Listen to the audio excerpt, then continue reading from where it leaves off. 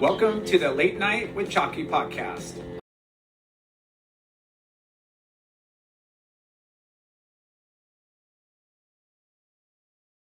Friends and family, brothers and sisters, welcome to the Late Night with Chalky podcast. We are in, I don't know, resort like scenery, looking at the golf course. We're at Pebble Beach? No, we're not at Pebble Beach. Where are we? I don't know. I didn't know Huntington Beach existed like this. Yeah. Tell you the truth. But we're here because our guests this week are good friends. They went into business, the restaurant business, 24 years ago? 25? 24. When they were, We're celebrating 24 years at Mahe in 2 months. Nice. When they were young, surfing a ton, and both had experience working in the restaurant industry already. But maybe they're naive, maybe they're ambitious, or just a couple of young entrepreneurs looking to live out the American dream by owning their own business. Sounds about right. Call it crazy. They were able to make and buy the iconic restaurant, the Glider Inn in Seal Beach. Dude, that place was OG. I remember my parents going there along with Walt's Wharf back in the day. I remember the plane. Yeah. Out front. On the roof. Over the years, they have stayed true and focused on their fundamentals: great fresh food, warm ambiance, family atmosphere, along with stellar service.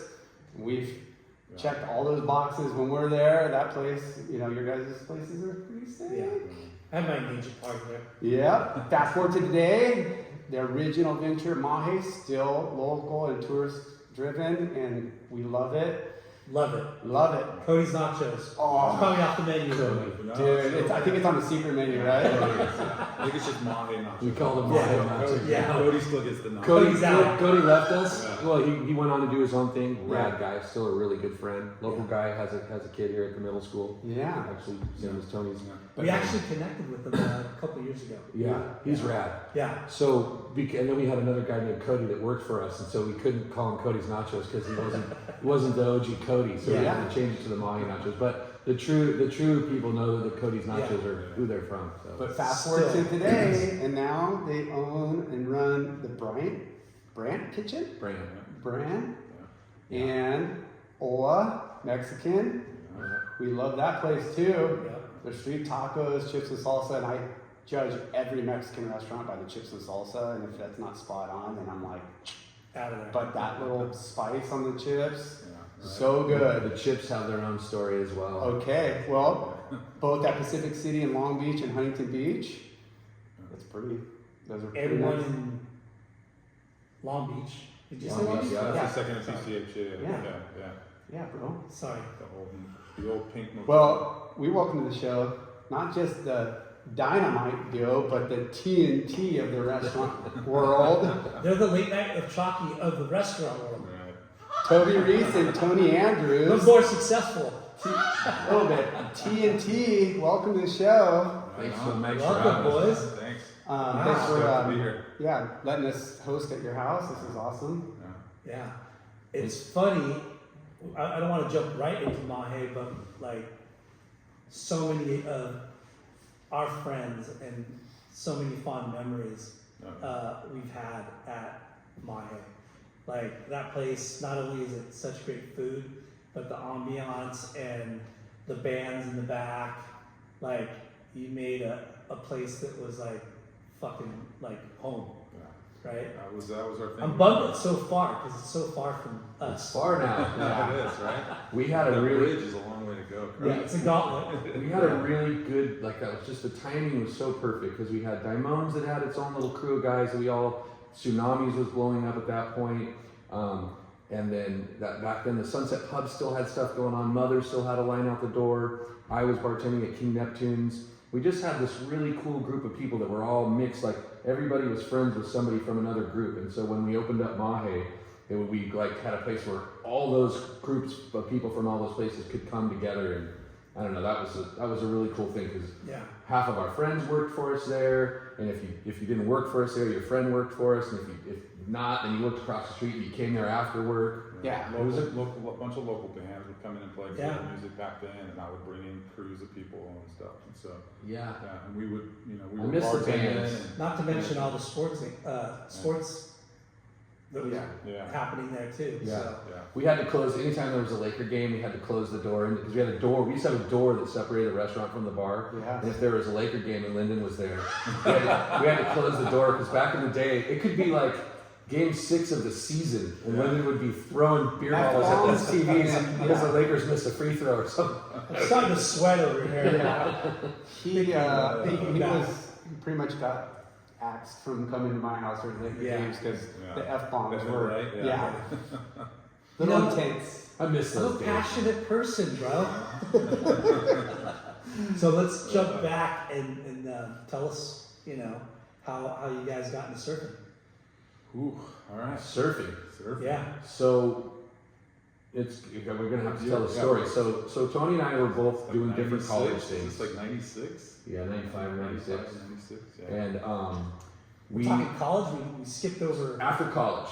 So this After is college? After Yeah, college. After college. So wait, where did you guys grow up? Right where Mountain High is, up in the mountains. So That's we where you grew guys grew up? Skiing and snowboarding, yeah. Wow. Yeah. Mom lived down here. She was in and around Long Beach, Surfside for a while. So I'd come and visit her, but Wrightwood is where we grew up. So we That's both where you guys moved to met. Wrightwood in Yeah. 6th grade. We were the new kids. I went to elementary school here at Golden View Elementary School, spent some time here, and then in Lakewood, and he was in Altaloma, and we both moved to Wrightwood in 6th grade. There was 22 6th grade boys in Wrightwood at that time, and Tiny.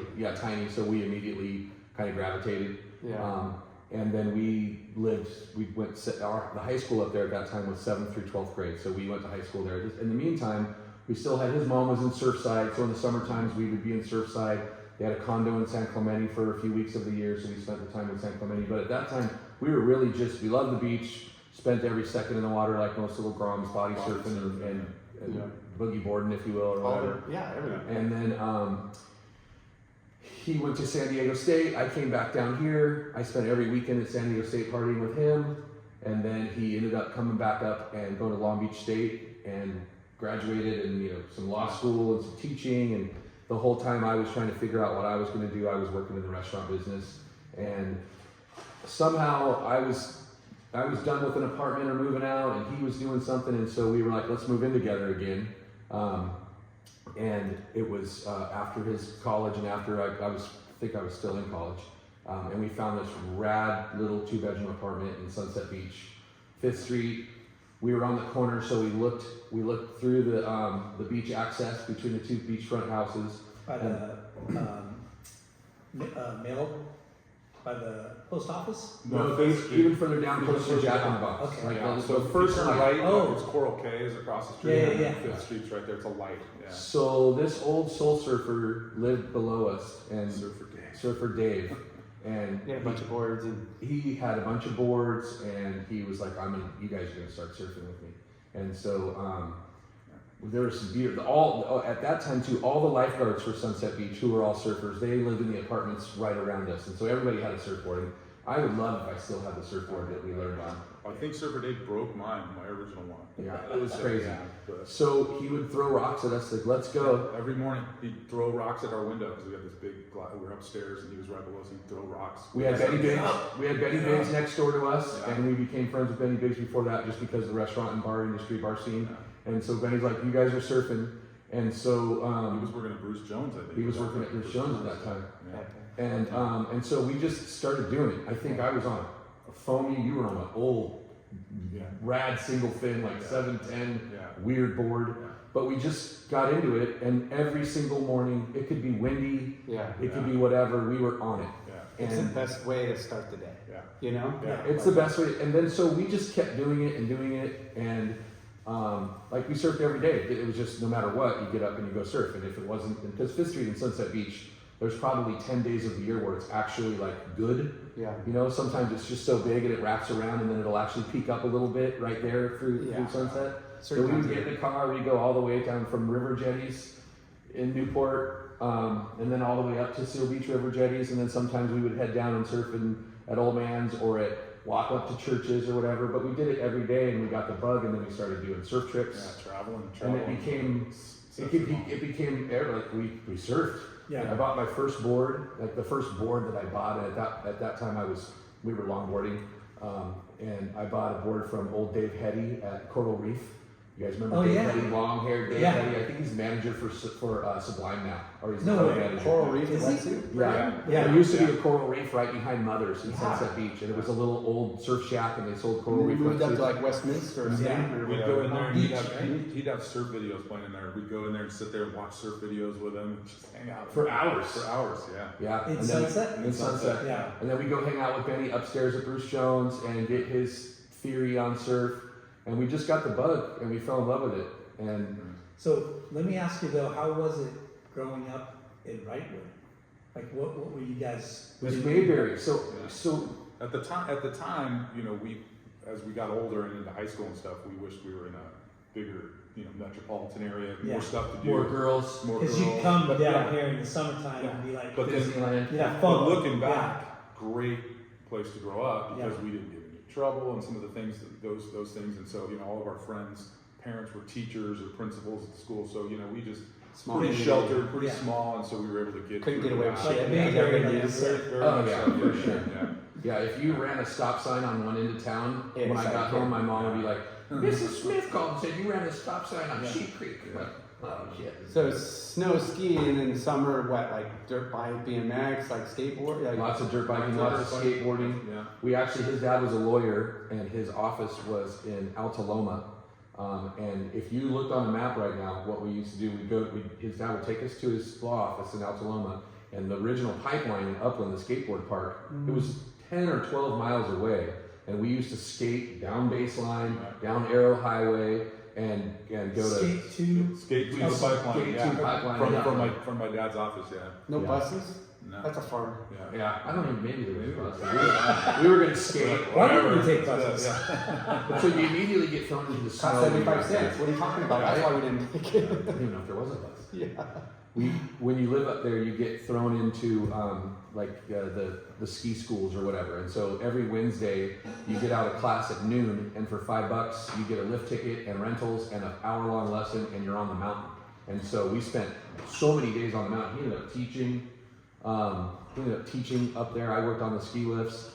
When snowboarding started, we had a couple people coming up to the hill, and we were really good friends because one of the mountains was owned by a local guy from Wrightwood, and the other mountain, that was Ski Sunrise. What is now Mountain High East was owned by the Steinman family, which are another Wrightwood family. And Sims was coming up there, and a dude named Dave Barfoot. Barfoot was one of the first snowboards. And so when we immediately we skated, and in Wrightwood the roads are like rocky, so we were stoked when they repaved the basketball courts at the elementary school because we actually had a flat surface to go, and then occasionally one street in town would get a fresh layer of asphalt, and we would skateboard that as hard as we could. That's funny. Those are things that you look forward to. Yeah. Repaving Yeah. the road. Yeah. I mean, when We got fresh black asphalt. I mean, the talk of the town, like, you know, communicating would be like, oh, there's this little, like, lip Little jammer berm. and this little berm, and then, like, oh, this so-and-so's got a little Okay, launch so ramp. rad about that was because of the water runoff from the snow. Like they don't have, like we have curbs here. We don't have. There was no sidewalks in Wrightwood, so they made this perfect little rolling ramp so you could kind of roll through on the sides instead of tail sliding on a curb. There was a little like soft little transition on the things. So on the mountain, they started demoing snowboards, and they didn't know if they were even going to let them on the mountains. Like they didn't want them It on was the like mountain. bungee cords and stuff, like not even like true bindings and stuff. Yeah. It's Yeah, crazy. you're So in you're like at Sorrel. the beginning of snowboarding. Yeah, the first snowboard I '86, had an elastic strap that went from the tail to the nose, 2 of them, and you put your feet in so that it basically created a figure 8 around your boot, your Sorrels, just your moon boots, whatever you wear playing in the snow. So you just had like a figure 8 of rubber band around your boot. So no toe, no That heel, was the nothing. bindings. That was the Yeah, no, bindings. no edges, go Yeah. straight, and hopefully Yeah, you could, yeah. you know. Fall and Yeah. not hurt yourself. Yeah. So No, it was. And the crazy thing was growing up there, like we would have, you know, a bunch of friends were ski patrol and doing all that stuff, but they would, anytime a mogul got too big and you were trying to jump and launch off it, they put the bamboo sticks there, like, Cut you can't your do tail. that. And now I go to the mountains and there's like 40-foot just Yeah. monster jumps and Extinct shit I mean, now, it's it's like, crazy. no way. And like, we could not do that when we were growing up. Yeah, Now like where the poles, like the lift poles for the, you know, Yeah. like for the lifts, you would get the little berm off of those after they graded it. Yeah. At the end of the day, you get the little Yeah. like, we would both be in wheelchairs, I'm sure, if we had that when we were growing up. 'cause- Yeah, we would have You done guys it. know Scott Scarborough in in flight? flight. Of Yeah, course, yeah, yeah. yeah. We do stuff with Scott because of Mahe. Yeah. Yeah, So but we had him on the show. great guy. Yeah, and he's like one of the pioneers of the snowboard industry. OG. Yeah, and kite, Yeah. windsurfing, and all that. But yeah, he told us how, you know, at the beginning of snowboarding, like you go to the mountain and people would be like, "No, you got to go over here," and like it wasn't allowed everywhere, and then it took over. Yeah. Yeah, you have to tie lanyards to your legs because they were worried he was going to fall off on the ski lift and stuff. Yeah, the leashes. Leash. They did Yeah. not- they Did did you not guys It was do nuts. any like traditional sports growing up? Oh Yeah. yeah. Yeah. All of them. Yeah. Really competitive. There's in only baseball. 26 of them. Well, there's- I know, Exactly, right? yeah, Like, exactly. how many teams If were you there? had any athleticism, all the coaches were like, "Why need you on the team?" Well, Yeah. so we both moved up there from cities where the sports were a little more competitive, Yeah. and coaching was more real. Serious. So we both moved up there at a time, and Wrightwood kind of totally Mayberry. Yeah. And so with just the experience and the coaching and the amount of competition that we faced, we got up there and it was like, who are those guys? Whatever. He was way more athletic. I mean, he basketball, baseball, football, all that. But but each of those sports had its own little season or like time of the year. Oh, you know, correct. You- At you that just time, you could rotate. play all three sports. Yeah, you would Yeah. rotate. One would end, another one would start. Another one would Yeah. end, another one would start. So you would play them all. Yeah. Nowadays, It's still the Yeah. same. You can still You technically can. play, but nobody does. no. Yeah. Unless you Everyone are, specializes. now. unless you are Mike Trout, Yeah. you're not playing multiple sports in this. Or area. your parents just got it. You know, they just decided. Well, like, I left. Like I played football and baseball and basketball my freshman year, and then I left my sophomore year. I quit baseball to play golf because they just created the golf team, so I was doing that. But then in my senior year, I missed baseball and I missed football, so I went back. So Yeah. it's like in today's school, the coach would be like, "You ain't coming back. You Yeah. left." And so, Yeah. Up there, they're like, yeah, let's go. Little helmet at you. Here you go. You're starting tomorrow. Yeah. yeah. But you know, we say how good sports are for the development of, Yeah. of youth, work ethic, like having to like deal with, you know, your parents are your bosses, and then your school teachers are your next, and then having a coach, Yeah. you know, or different coaches, and everybody's different, man. Like that. It's You know, you funny. think, oh, my kid's gonna go pro or go to college, and it's like, you know, it's yeah, that'd be great, but it's also about just molding, you know, the Yeah. youth. I'm a big fan. I have two boys that played Friday Night Lights and Little League, and my younger son I got a played. game tonight. I gotta go to. There you go. Are you HVF now? Yeah, Okay, cool. So you know the big, Marina. We're at Marina. you know the big tall people that run it. Christy, the big tall blonde. That I runs know it. that. I see them. I don't know. They live next door. They're like, but we're best friends. Awesome. Yeah, their boys are. It's funny. So fun. I had a meeting. That's the today. greatest sport, and now there's so many girls team out there. As far as how we all live now, and because Little League and some sports are such a commitment, you have 3 nights of practice and 2 games a week or whatever. Friday Night Lights is so rad. You get the team you get everybody plays, everybody sits out there the same amount of time. If the coach is good, everybody touches the ball the same amount of time. And it's all Friday. you create your own little. It's not like you have to go try out. It's like, hey, who want you know? You Who's put on the team. team? Yeah, you So put rad. your boys. Like It's my kids- super healthy. It's I love all. It's like all the kids in his grade and the parents that we've known since kindergarten. It's like, it's so fun. Yeah. And the kids watching them like You grow. guys have playoffs tonight. Yeah, first. What time's your game? 7:30. Okay, we'll get you out of here. Yeah, at that's 7:30. it. My, I had a meeting today with these guys, and Danny Kwok's kid is like doing the marketing for it, and he's a super smart kid. You could tell it is Range Essentials. Yeah, Range Essentials, and it was funny because we were talking about sports, and he's like, "Yeah, you know, I played on teams, and it's such a good thing to go through because it teaches you about teamwork and being competitive, and you know, it teaches you about life. Like, you know, you want to be able to compete and like count on Everything. people and play hard. and not let your teammates down, or Yeah. the people you work with Yeah. down, and later on. in That's life. exactly- Life lessons. Yeah, It's not and we, me, we me, talk me, about me. sports Yeah. a lot, you know, like Yeah. Yeah. the smartest athletes, or the best athletes are a lot of times the smartest guys. Yeah, the dumb jock like thing, just like that stereotype. The stereotype, it's like, no, dude, these, like, if you're playing at that, like, top level, these are people that have to memorize who knows how many plays. Yeah, for sure. And it's like a chess match, and I don't care what sport it is, it's all a chess match, whether it's coming down from the coach or it's your own intuition or whatever, like, you're thinking like 3-4 play, like, it's just, the mind, developing the mind. Yeah. So, So true. you went to school to be a lawyer? Well, I went to school for So dad said you're going to be a lawyer. Sort of, yeah. So I went to school and I thought I wanted to teach and coach. So I went in. What sport were you? It was probably going to be basketball. I was the only one that I did all 4 years. But I was good at baseball too, so it could have been, But I knew that I wanted to be in the sports world still, doing whatever. So I got to San Diego State and I was going to be a PE major, and then I found out you have to take anatomy, physiology, kinesiology, and I wasn't a science guy, so I said, psh.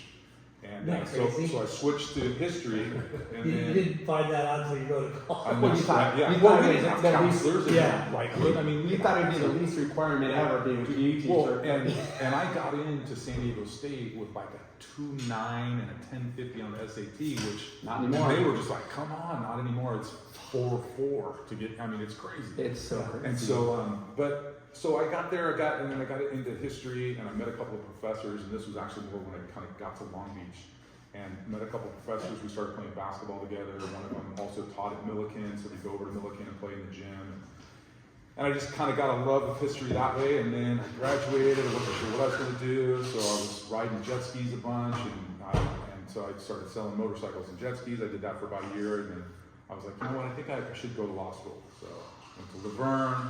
Dude, wait, you were selling jet skis? Yeah, motorcycles and jet skis. Graduated college, and my dad's like, what the fuck is going on? Because he's a lawyer. Yeah, he's a lawyer. You poured him a stiffy? Yeah. That's a vodka on the rocks right there. So then my dad's stoked. He's like, oh, okay, I'll get you in. So he just made a phone call to Laverne, and they said, come on in. I hadn't even taken the LSAT or anything, and I started up and did that about a year and a half, and was like, you know what? I don't think I want to do this. I was clerking for a judge, and I'm like, God, this sucks. This is boring.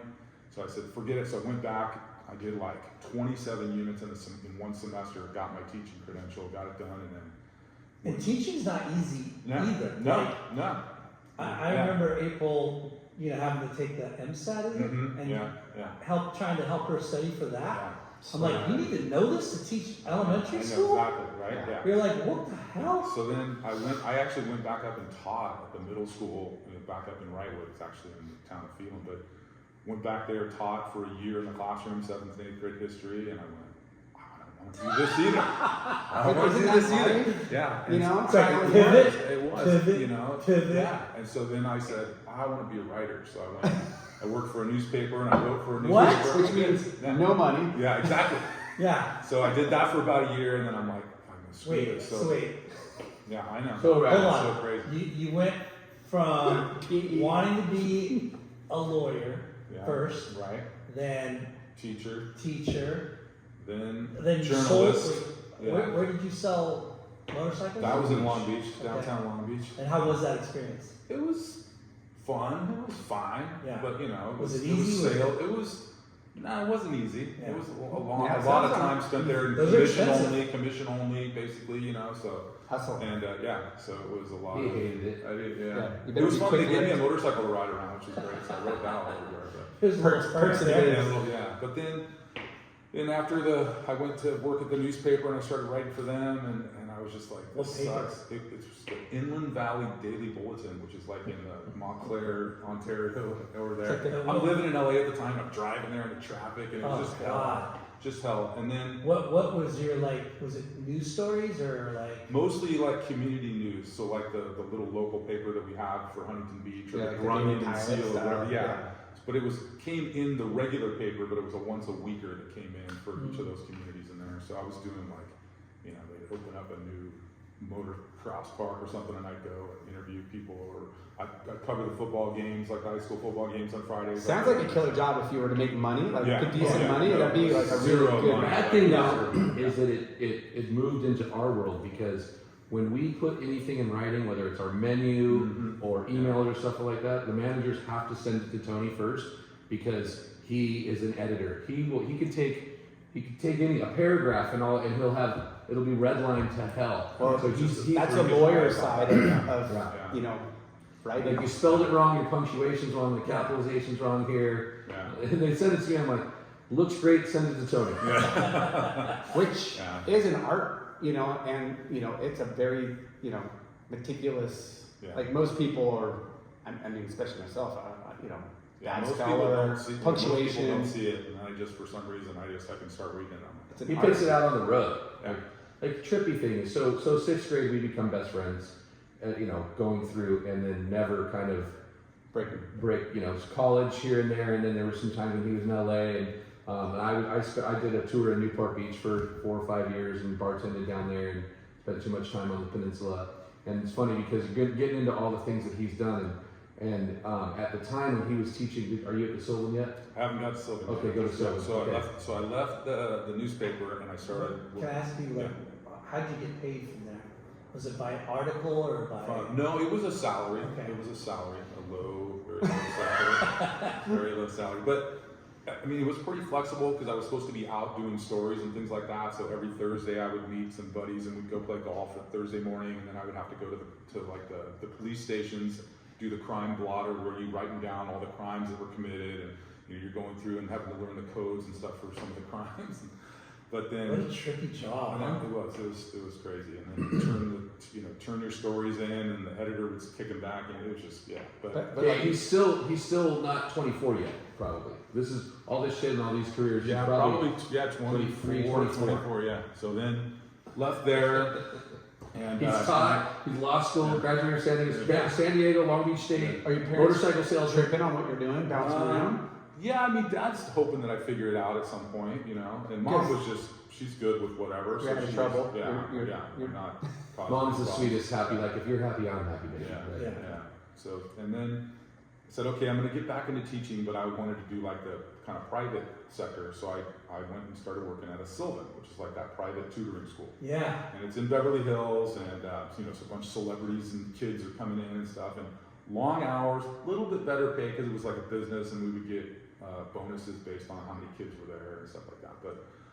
But I learned a lot about business there because it was the business side as well as the education side. So I mean, payroll, because we had multiple teachers working there. We had sales because Were you teaching or were you in? I taught, but it was never more than 3 at a time. So you'd sit there, and it was fun because at all subjects. So a lot of kids, and the Beverly Hills one was a little bit of an anomaly because they were there to go higher. Like the parents were like, oh, they're already well above grade level. They got to get into this school and whatever. And so a lot of homework help and things like that. The parents would dump them off, and but then a lot of kids. We do that with our kids. Like, dude, like, what do you need to get? Because you need those A's and B's. Like, we're okay. Spending the money. Yeah, and so the same thing. They would come in and drop off for that. But then there were kids who were teaching how to read, and I'm teaching, 3rd grade math and stuff like that, which was fun, and to see their eyes light up and stuff. So it was good, a good experience. But then the business part of it, and the sales part of it, and the payroll, and computers, and data, and spreadsheets. And then I'm getting ready to transfer down to Costa Mesa, and I get a call from him and say, "Hey, I want to talk to you about something." Transfers to another. Yeah, I was going to come down. I wanted to get back to Orange County. I didn't want to be in LA anymore, and so I think we've got a visitor. Mr. Rogers. Who could it be? Mr. Rogers' neighborhood. And he's empty-handed. Shame on you. Mr. Rogers. What's up? Why aren't you in? What's going on? Why aren't you in Tabby with the Richards? Good to see you. Doing great, thank you. Nice. They're all in Tabby. They're all in Tabby right now. Yeah. Beer, wine, tequila. Beer and tequila. Yes. I mean, That'd be a damn band, right? Do that. Yeah. Are they scoring ways? I don't know. But I think they're Who they with? the whole Balster. So they sell All Woodland the Hills, they families. shut down Yeah. Woodland Hills, and they all go to Tabby. That's it. It's a Yeah. good plan, right? It's nice. We're Yeah. recording right Yeah. now, so Yeah. don't say anything that would incriminate you. Yeah. Yeah, love those guys, rich family. No, they needed a breather for sure. 100%. They, For the listeners, Mr. Brian Rogers has entered the chat. Ready? Yes. And, You've entered the conversation. and the reason why You better contribute. Do I not need to hear this conversation? it was actually your, I can't believe you showed up empty-handed, man. we would have interviewed these guys without your help, but you're the He one. texted who- what do we need, and I told him we were stocked. Yeah, I did. I was You're gonna always bring good water. like that. No. We'll get to you in a second. Yeah. I don't need to. I'm just on the side here watching and listening. Fly on the wall. Fly on the wall, 100%. So Tony, Yeah. you were transferring I was Sylvain Cheers. schools? Yeah. Transferring. Sylvan. Transferring down from LA to cheers, Raj. Yeah. Yeah. Oh, shit. And Oh, you didn't get me. I was like, where's mine, you guys? I haven't had one of those yet. And I get a call from him, just about ready to move down. I'd found an apartment. It was ready to go. And, well, I was coming back to like Long Beach. Huntington, Because at that time, and yeah. And so I another said, part of the story. Oh, it's 1942? Okay, I'll take one. yeah. Top shelf? Top That's shelf. around. Shit, man. You gotta tell me these things. We're at Pebble Beach, dude. Of course you're gonna get top shelf. I know. I mean, Well, Yeah. we just pretend. We just pour sheep shit in. Lyndon drove, so I'm good. Okay. Hey, Raj, Lyndon, when we started, he said, I didn't know there was a part of Huntington Beach that was like this. But I first Cheers. Cheers. Cheers, boys. So, Let me roll.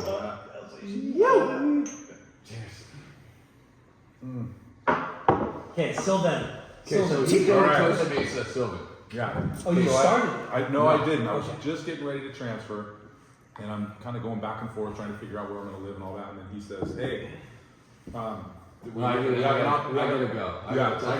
go. we got an opportunity." Is all he said. So yeah. So, first thing is, before that, like, Tony and I find this really killer place that I told you about in Sunset Beach. We move in there at Christmas. Like, our rent starts on the 1st of January, but the guy that moved out on the 20th of December, so she's letting us move in. So, I think it was like Christmas Eve, we were moving into that place. Yeah. And then I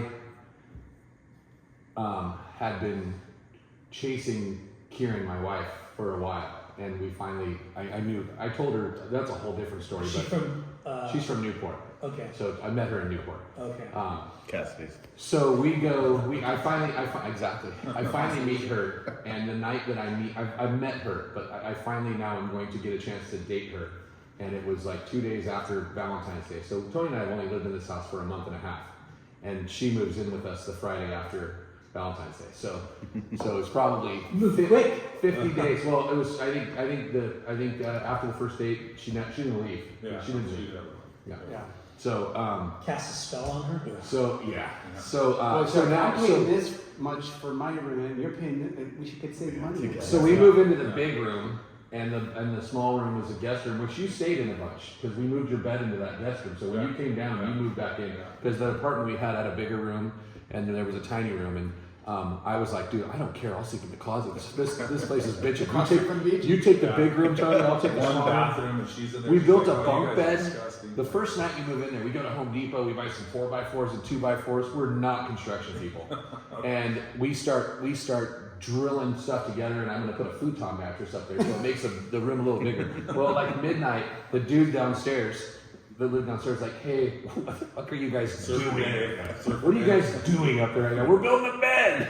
It's so crazy. So yeah, so crazy. So You don't hear futon anymore. No, not at all. Only during those years you heard futon. Yeah, We have the futon. futon now. Do they make Until you Yeah, they sleep do. on one, you can't. I don't know. I love futon. Karen, you missed the futon. You know what I mean? Like the futon is like a certain age of. Yeah, right. So I'm bartending. I'm trying to figure out what to do, and Wait, can we go real quick? Just summarize your high school.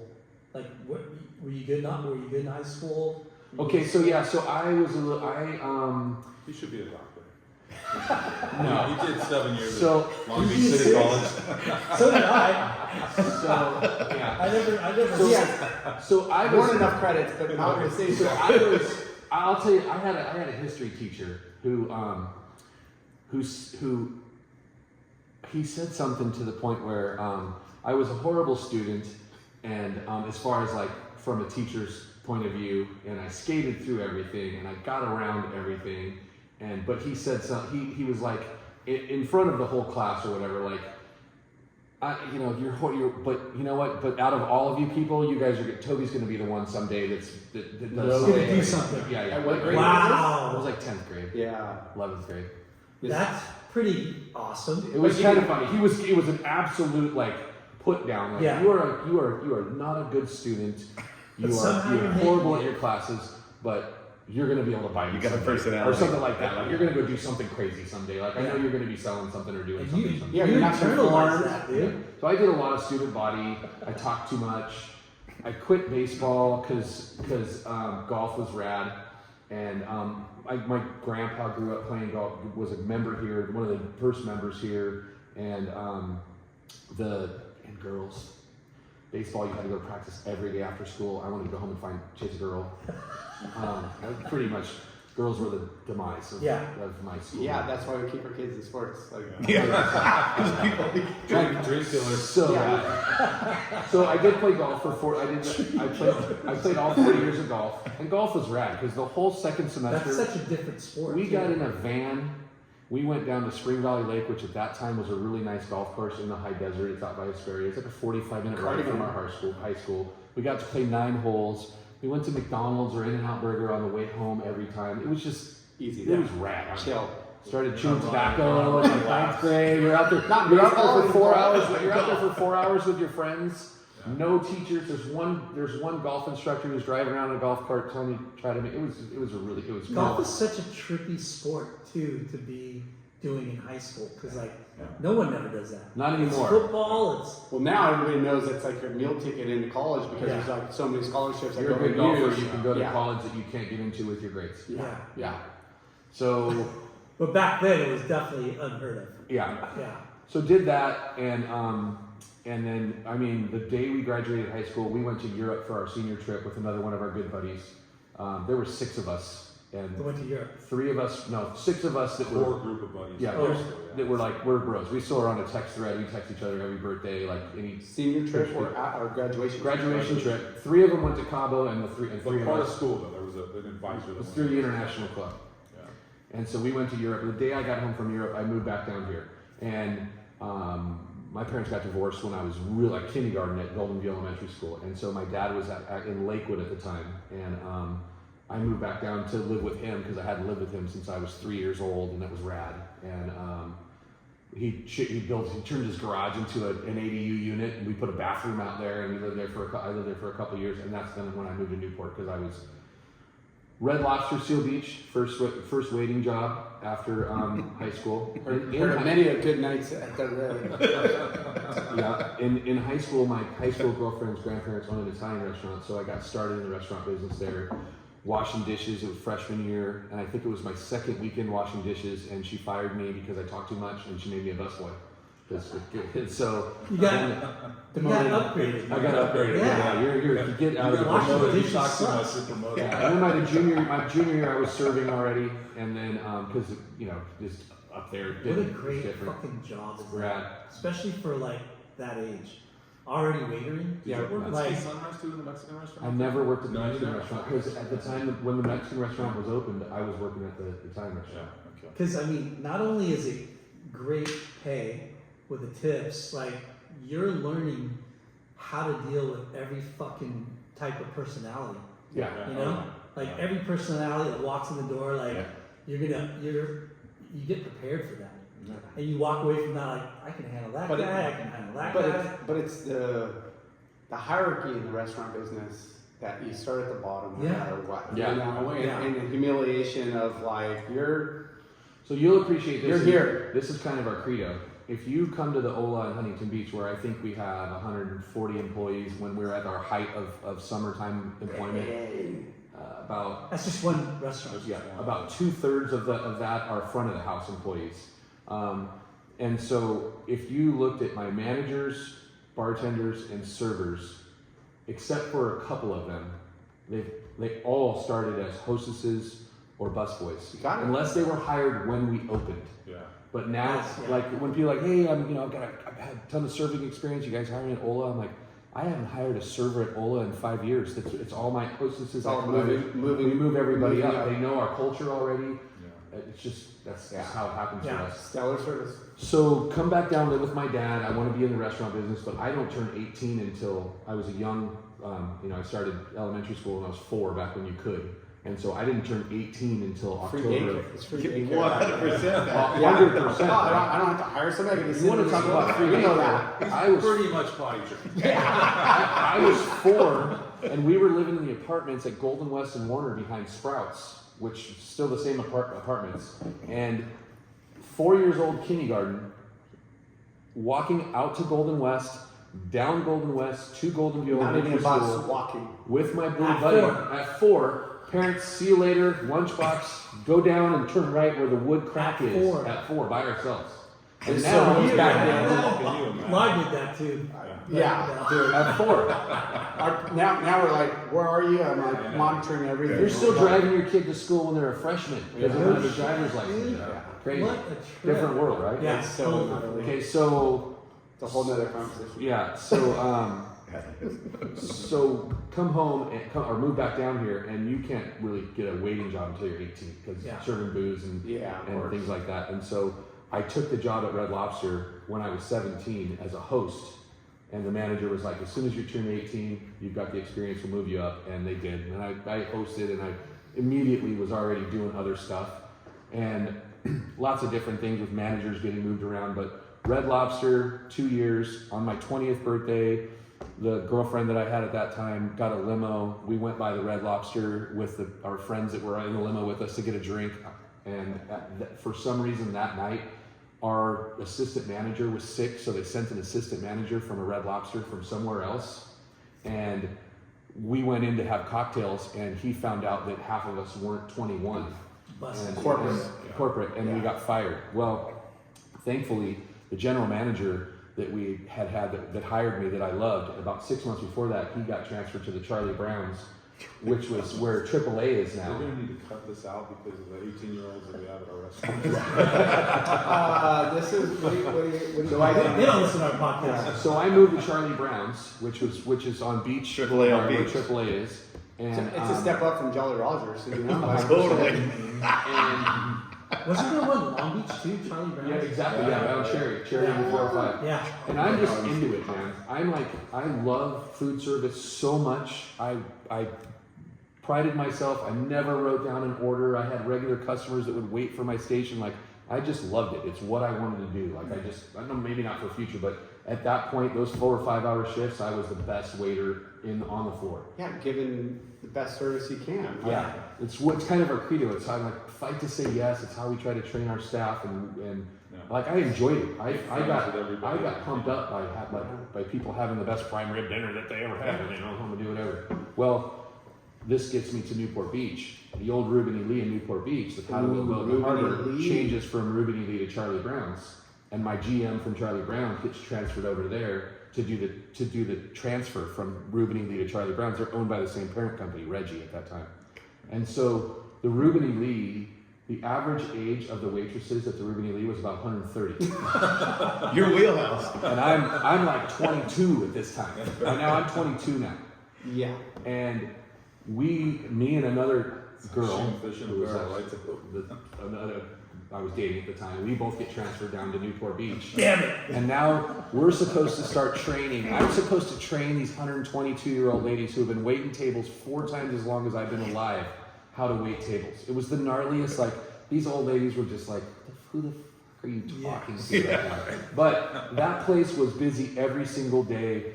Prom, homecoming, anniversaries. We had banquet facilities. We had private rooms. We had the gnarliest brunch, Sunday brunch with seafood Sunday brunch and free-flowing champagne. Absolutely crushed it. And so when I moved there, I met the bartender and a couple other waiters who lived on the peninsula. And So when you worked at Red Lobster, that's like minor leagues, right? yep, I mean, it's it's minor busy, league. but it's minor leagues. Yep. As far as like customer service, like, you know, what you have to provide. We were robots. We had a thing that we had to say. There were 7 things we had to say to every table. Do you want the special? Do you want the appetizer? But Do you want the... caliber of customers and food is a couple notches. Oh yeah, price point, Yeah. food, everything. Like, it's a busy place, well known, but it's not like high.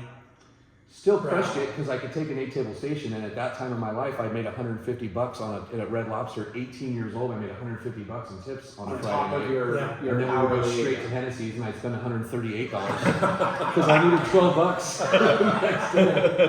So at But this, Charlie Brown's was like, Another step. Now I made $200. yeah, but yeah. Ruben Lee, whatever, okay, you're 22. Yeah. Are you just like, what's your vision in life? Are you like, hey, I could just do this forever? Or were you like, No. like, I was just starting, and I was trying to figure out what I wanted to do. I was still failing all my classes, trying to get through college to see what I wanted to do in Yeah. college, and really didn't know what I was going to do. because a lot of people get this sucked into like, Yeah, life making is more routine money. Yeah, and making like good money. So and I like wanted that. to make and money. especially surfers, Yeah. they're like, this is the perfect job. I can surf till noon, and then I could roll into the restaurant afternoon. I think through thankfully evening. I wasn't surfing yet. Okay.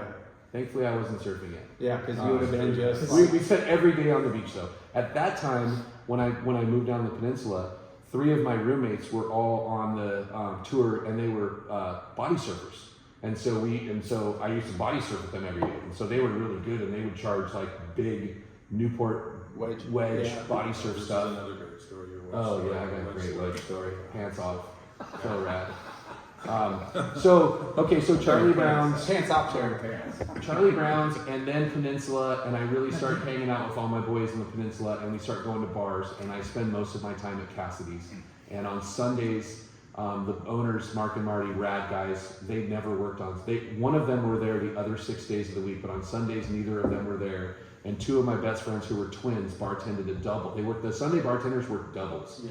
And because I had experience, because I started doing some bartending at Charlie Brown's a little bit, I got to jump behind the bar and kind of be their bar back. And I poured Jägermeister shots. Yeah, yeah. And, You're like, 2 for you, 1 for me, 2 well, for a you, guy 1 named for a me. guy named Eric, who owned the Little Night, which is now the Goose in Costa Mesa. Yes. He was one of our regular customers and a good friend, became a good friend.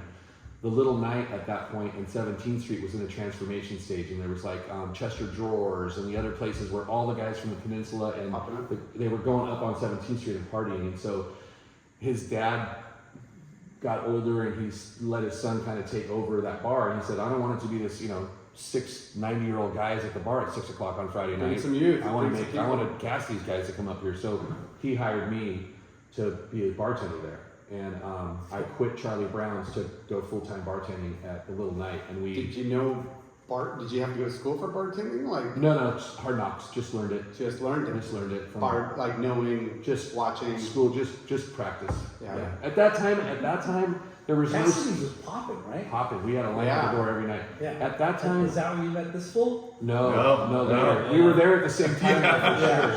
But at that time, and even now, like restaurants didn't have signature cocktail lists, and especially bars. When you ordered something at a bar, Mahe yeah, No no. Mahe When tea. you ordered something at one of those bars, and you said it, that's what you wanted. You had a shot of Jaeger and At least Coors one. Light. Yeah. You had a Jack and Coke, a Captain and Coke. a Super vodka simple soda. drinks. You didn't Like, have- You could not just intricate. make the it. only thing you needed to learn was the vodka juice drinks. The Madras is cranberry and orange juice. The screwdriver is Sea orange breeze, juice. The sea breeze is grapefruit and orange juice. So that's really all you had to learn. There was not a Super lot of sad things. There The wasn't cocktail. fuzzy nipple or like. Well, there was a couple funny shots. Espresso. We Slippery actually- nipple, dude. Slippery nipple, dude. And I You're will, right. I will stand by this to this day. Anything fuzzy? Made the Surfer on Acid at Cassidy's in 1993, and somebody else took credit for it, but it was ours. We made it. You heard it here Surfer first. on acid. Surfer on Acid. Here first. It's like Yeah, a you're real right. Breaking Napster, news. a real Napster. Breaking news! Breaking news! Surf on acid! Cassidy! It's a Jaeger. Toby. Jaeger juice. Okay. So did that, and then Little night. Little Night, and then just kind of got into a bit of a party scene there. And I have an uncle who's a he's a pretty famous artist over in Hawaii, and he takes pictures of the ancient hula, and he's Got it everywhere. Yeah, sure. He's got a gallery on every island, and at that point, What's he his was name? Kim Taylor Reece. Oh shit! That's your uncle? Yeah, He's so I'm Toby Toby Taylor Reece. Holy shit! One of my good girlfriends used to have all kinds of those. Oh yeah, Yeah. He's huge. Yeah. Yeah, so he's a rad guy too. He's best friends with Wyland, and that's his bro. Like they hang out on the North He's Shore. a white It's guy. a whole nother. Yeah, like guy. Yeah. He Level went to of- school at Long Beach State. They call that a Hollywood. Yeah, Yeah. whole nother level of like. So he went to school at Long Beach State after Vietnam and got his master's degree in art. He's colorblind, so he couldn't paint. His art teachers were like, "You're fucked up. Your paint's all fucked up." He's colorblind. So he started doing photography, and he black and white because Yeah. he's colorblind. And so he moved over to Hawaii, and he was a nurse at the Kaiser in Kailua, and he started as a hobby taking pictures of hula dancers because there was a bunch of hula dancers there. And then he did a thing called sepia tone, which puts that brown tint on the black and white pictures. And hula kaiko, which is that picture, he made that poster, and That's way way huge. down. that's the one. Yeah. Yeah. And so, so at that time, I was there was a fork in the road, and I was going down the wrong fork in the road. I was partying a lot, and Other stuff? yeah, oh, you know, Yeah. not gnarly, Yeah. but gnarly enough. Yeah. Restaurant bar type. Yeah, restaurant gnarly. Yeah, restaurant gnarly. not Yeah, not we know. not. Restaurant darling's darling. But yeah, but not on the curb gnarly. Only gnarly if you're at Tsunamis and Joel Nelson's. Not working. behind. Whoa. Not behind AM PM at 6 o'clock in the morning.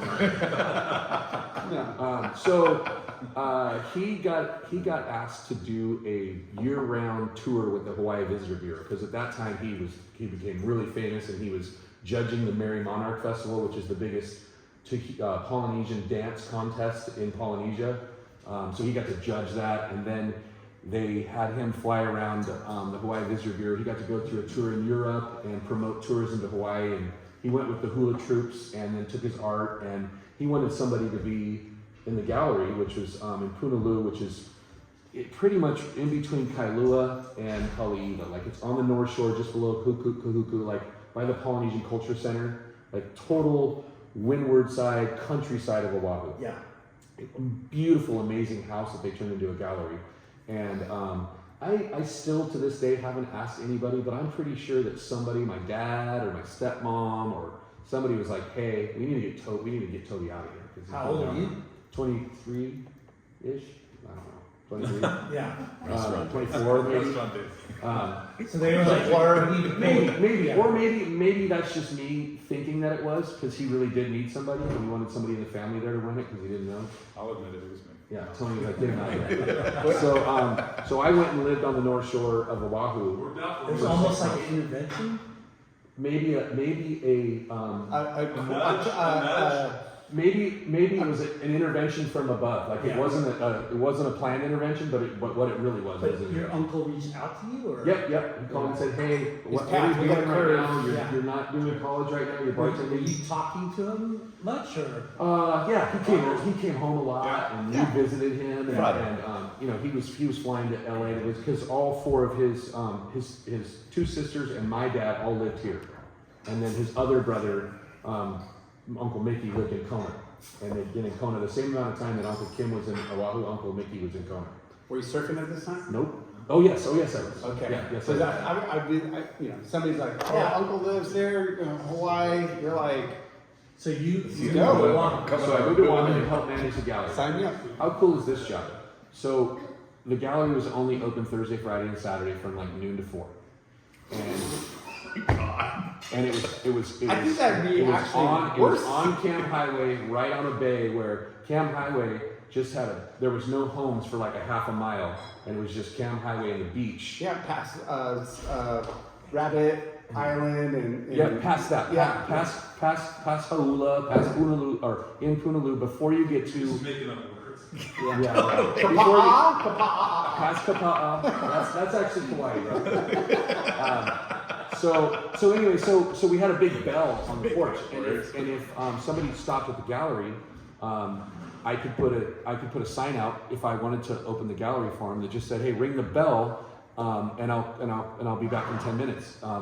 So they would ring. I would be out on the reef because there's no surf in front of that. It was just a huge long sand thing and then a reef, and there was it was like that's the capital of taco, octopus. Okay. So I had these old school Hawaiian. You take a Slave? You take the cowrie shell, and it's got the old bone hook, and it's on a piece of wood, and it looks like the brown shell that everybody tries to that takes from the souvenir shop. It's got the dots on it, and that's what octopus eat. And you drag it in between rocks, and I'm in 4 feet of water. You drag it in between rocks across the sand, and the octopus come out and grab that shell, and you stick them with the little Hawaiian bone. And so anyway, I would be out there on the kayak or on a sup, not even paddling, just not a stand up, just laying down, and they'd ring the bell, and I would start coming in, and they would be on the deck looking out, and I'd walk across the street with the board in the grass, rinse off in the cold shower outside, and throw on my Kim Taylor Reece t-shirt, and I go, "Aloha, what's going on?" And they're like, "Is this your job?" I'm like, "Yeah." "How's it going? You want to learn about the hula? Let's go."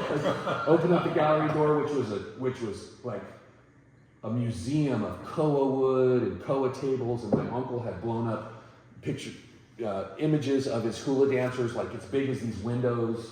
And then This is an old house, he says? It was an old house. So Yeah. when your uncle asked you to move there, you're like psyched or like, "No, man, I'm fucking living life right now." No, I was gone. I had bad breakup. So you needed a change of scenery. I was okay. I was like, I'm going to Hawaii. Yeah. Let's go. I got no roots And where did you live? in the gallery. You lived in the gallery. Yeah, It was part of the house. It's part of the house. Yeah. So behind, like, when you're in the main gallery, there was one door, like from that door right there. I go in the door, and there was a little bedroom. And then he also owned the house next door, which is where him and his wife lived. And it was almost like a tall and skinny downtown, but it was a one-story, a little bit longer, and just jungle. Because we're in the Rainy side. rainy side. It is jungle, bro. Wow. Cool. Really what a, rad. That's like, cool. trippy fork in the road. Yep, rad. And so I got a little bit. I didn't get island fever. I could live on Tabby. I don't even ask him. Like he needs. Hey, right here. Like right here. Is it true? Like I No, can he live there. could, yeah. Yeah. Like I don't need to be in. Good. Yeah. Trunks, snorkel, Later. board. Yeah. Good. Well, I'm done. All good. Easy. Occasional steak Yeah. thrown in. Which is so odd when you. I'm cool with fish. Yeah. Yeah. So odd when you know how busy you are and how many people and Yeah. your day to day. And to tell people that, they're like, "You can't do that." And I'm like, "Dude, I could go live in the mountains or the beach and just disappear and be totally content." Yeah. Which is tricky because most people that Yeah, they don't you know, on a like, you day-to-day can't get out, basis, like, you're like, no. there's no way Toby could ever calm down enough to do that. And then the people that I'm close to, they're like, no. Yeah. He couldn't mountains it, but he could beach. Yeah. Yeah. As long as his toes are in the Not sand. all year, just Yeah. you know. Yeah. So- I'm with you, though. So he comes back. He's home. Now I'm kind of there. Him and his ex-wife are not having a good time. He's partying with me. I'm not in Newport partying anymore, but we're drinking wine on the balcony every night. He's got a buddy. It used to be just the two of them living in the gallery. Now his nephew's there, and it was just tumultuous. And so I came home, and then How long was that stint? it was 7 months, 8 months. It was like Christmas to That was November. about a year. Yeah. It was less than a year. It wasn't a full year. Yeah. I came home before Thanksgiving because I surprised my family. They didn't know I was going to be home for Thanksgiving. And then we moved into Sunset Beach on Christmas. So that month I lived with my dad back. He was back he had left Lakewood way, 10 years before that. And so I moved in with him for that month. And we found that apartment in Sunset Beach where we were just going to go have the raddest time. And then I moved my girlfriend in 50 days later. So where did you go back to work then? Where did you go? I came home and got a job with Wolfgang Puck. Whoa. Okay. And random, Valet. the manager that I had at Charlie Brown's got hired by Wolfgang Puck to open up all the cafes. Back in the day, they opened up a cafe at Fashion Island. No, first one was South Coast Plaza, then Irvine Spectrum, then Fashion Island. And so I got hired at the South Coast Plaza store to open up the Irvine Spectrum store, and then That's when Wolfgang was Yeah. was blowing blowing up, yeah. Yeah. And then was on the hiring team for the Fashion Island store and did all the training. And then at that time they were getting ready to open up Ontario Mills, and I said, I'm not driving to Ontario Mills. Yeah. And we were living in Sunset, and so you could kind of pick a home store. You could stay at either Fashion Island, South Coast Plaza, or Irvine Spectrum. At that time, Irvine Spectrum was blowing up. I mean, you know how big Irvine Spectrum is now, right? At that time, there was a movie theater and 4 restaurants and 4 little kiosks, little wagons in between the restaurants and the movie theater. That was the entire Irvine Spectrum. Obviously the population has grown, but it was just slammed. And the way that he set up the restaurants was like, I could have a 10-table station and just sling. No choices on the menu. There was 5 words for the 5 of us to order. So easy, making money. But I was driving from Sunset Beach. One of the dudes that was a bartender there lived in Sunset Beach, and we ended up carpooling or finding out that we both worked, that we lived in Sunset Beach, and so we would stop at King Neptune's on the way home from the Spectrum, and then I would walk home from King Neptune's. And at that time, King Neptune's was like, Rager. no. Salty bro. dogs. Friday night, there's 3 people passed out on the bar. There's a guy on the piano singing to nobody, drunk as fuck. The owner was a retired old Marine, loved him to death. His wife jingling the keys. It was crazy. It wasn't Captain's Eyes. No. So So after like a few months or whatever, I got to know the wife who was there on the weekends, because the husband also owned La Salina Cantina, which is by Angels Camp, down past La Fonda. That little bar on the beach in Baja. Yeah. He owned that too. So he would only come home Monday through Thursday to King Neptune's, do his work. On Friday, he would bail and go to Mexico, because that's when that place was busy with all of us going down there to surf. And his wife ran the place on the weekends. Well, he would be there on Monday and Tuesday, and I'm like, I go, Dick, man, you should be crushing it here. And Sunset Pub has a line out the door. Turks has to elbows inside the Turks right now. Mother's is the size of this dining room right now. There's 300 people in there right now. What are we? Daimones and Tsunami was starting to go, and he always hired ex-military people, and so he had this old Navy dude working for him.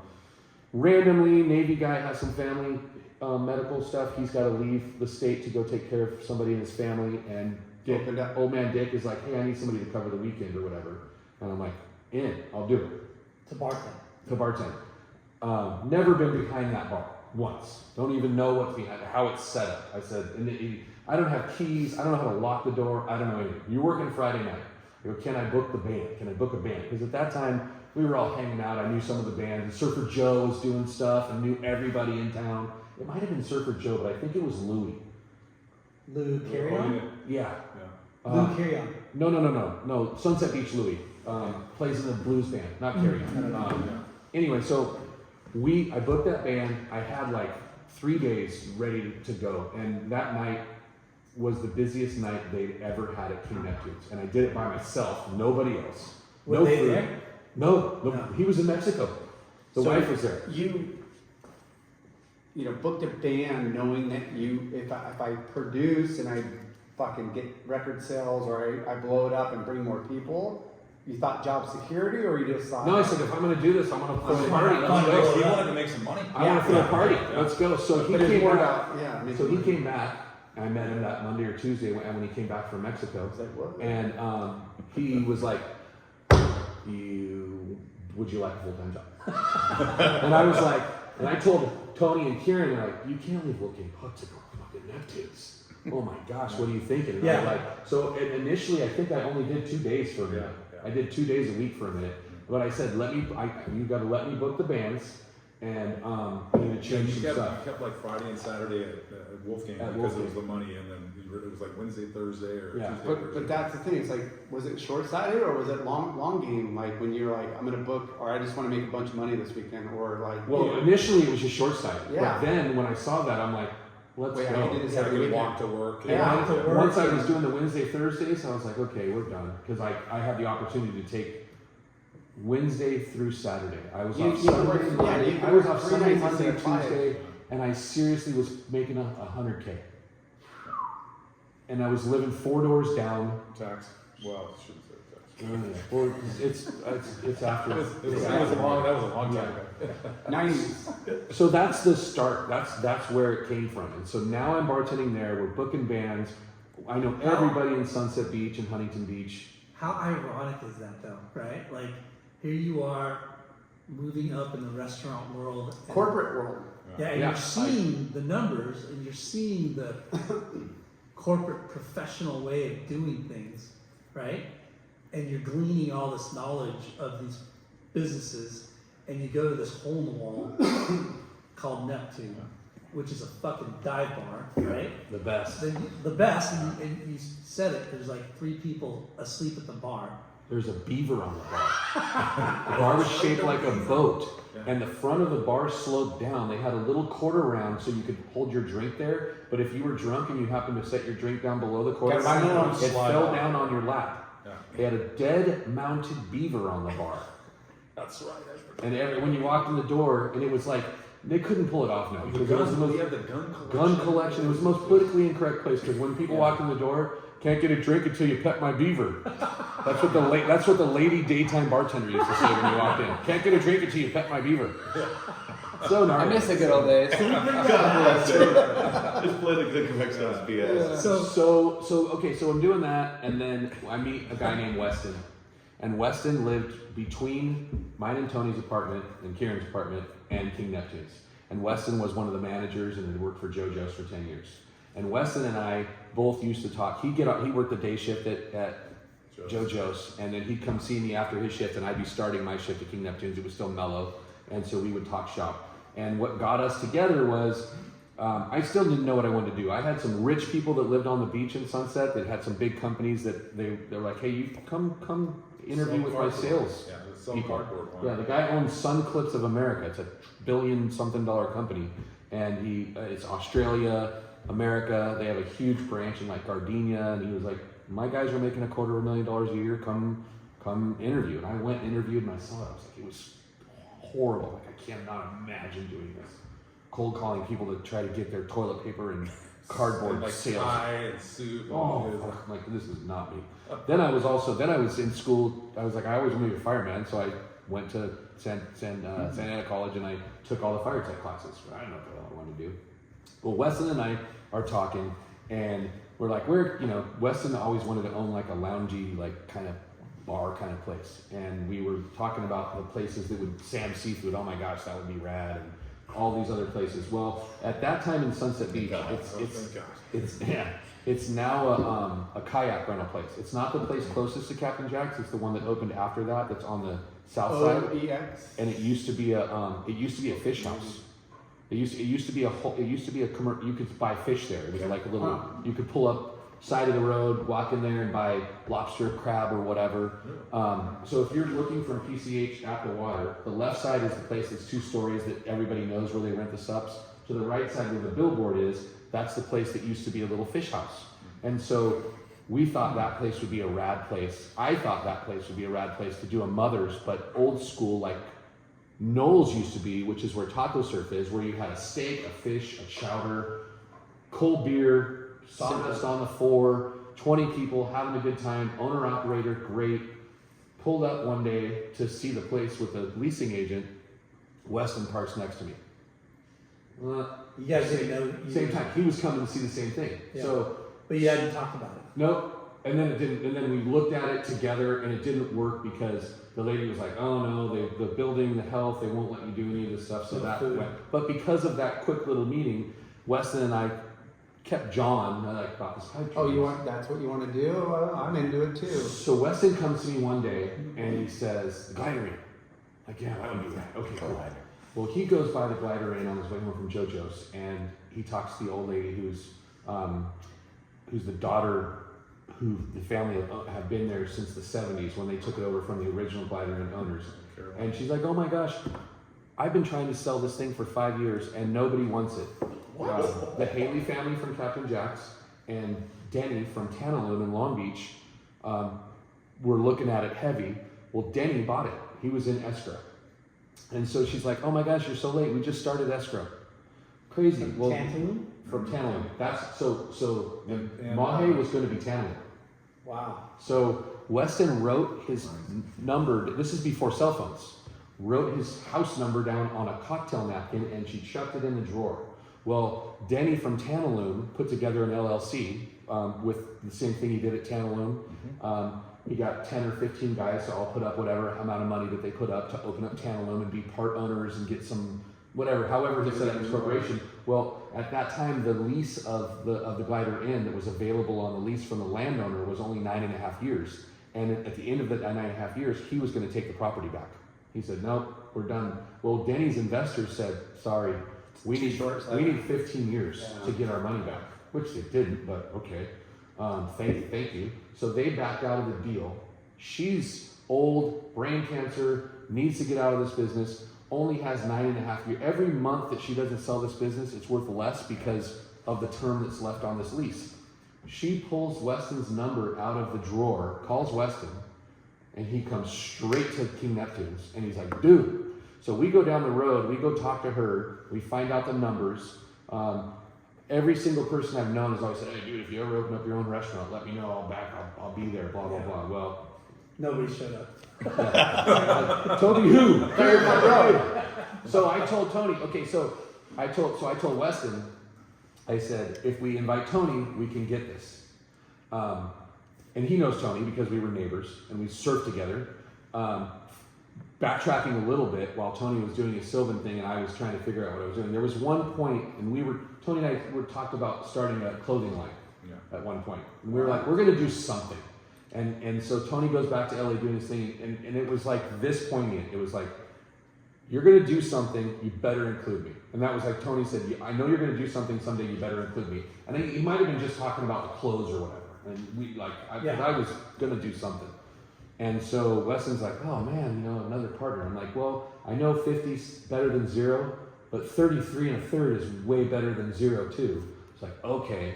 And so called Tony, and Tony's dad was a successful attorney and had made some great investments, and it wasn't a life-changing number for his dad to loan us the money to buy the Glider Inn and the remaining lease, which includes the liquor license and everything, and then the three of us. How fucking crucial is that? Right. So, and it was a small number. It was a tough ask for me too, though. It was going to my dad. It and always saying, "Hey, is, yeah. I need a couple $100,000. It was 200 grand. And he, without a beat, which is one of my favorite things about him, he was like, "Let's do it." And I not like, "Oh, let me think about it." Convince you? Yeah. Well, we had gone down the road. I had this whole You were planned so- out thing. I was so nervous. Over-prepared. Because I was going to be quitting my job to start this, and I just remember I'm nervous. I'm driving up to Wrightwood. So you gave your I dad got a all dad. planned out in my head what I'm going to say and numbers and this, and then I went in there and I was like, "Dad, I'm picking the right time." I'm like, "Hey, Toby and I found this place. I think it's going to be good. I think it's going to be great, and I think we can make it. But I need to borrow a little bit of money." He's like, "How much money?" It was like $200,000, and he was like, "Let's go." Wow. Just like Wow, that. that's huge. Just like that. You had him at hello? We had Yeah, basically, gone through it a little bit before, because before Jose bought King Neptune's, Yeah. Jose, who was the chef at Harpoon Harry's, he bought King Neptune's about 4 years before that, and I actually ended up working for him. When Dick sold King Neptune's and Jose bought it, he said, "You need to keep Toby because he's running this place." Before Jose bought it, we looked into buying it, and the terms were really gnarly. And Tony's dad was like, that's You don't want to do this. we have no protection of any, so So he was introduced to the We- concept. we before. kind I knew that we were kind of passive talking about some stuff. So. That's good. And so then each of us came up with $50,000 each, aside from Tony's dad's 200 Everybody's grand, got to have to some. put lipstick on the pig. Basically, we couldn't remodel it. We had to do some stuff, which is a great story Tony needs to tell. The initial phase of remodeling Mahe and the plumbing, Oh, gosh. which is funny. But so here's the greatest part. So Tony, "Dude, we got this." Tony's like, "Okay, I'm coming. Let's go." I talked to my dad. He's in. Let's go. He comes down. Trip? He You're comes. like, wait. Dude, I had never been in there. So I already went and talked to my he dad. might not even know what I'm going to tell you right now. So he comes to our apartment in Sunset Beach where Kieran and I are living, right? And he comes to me. We're going to get in the car and we're going to drive to meet Weston at the Glider Inn. Well, we get on PCH and we start going to the Glider Inn, and we pass Harpoon Harry's, and Tony says to me, he goes, "Didn't we just pass it?" Tony thought we were buying Harpoon Harry's. Well, he didn't like glider in Harpoon Harry's. And then he was like, "What? Shit, I gotta tell him this." but he knew it was the glider in, but he just hadn't, Where it was okay. But it was really rad because I was like, we're going. So we got there. He's like, so then he was like, "Oh yeah, duh, got it." But it was really rad because I'm driving. He's like, but I've never been. yeah, but he was like, "Hey, didn't we just pass it?"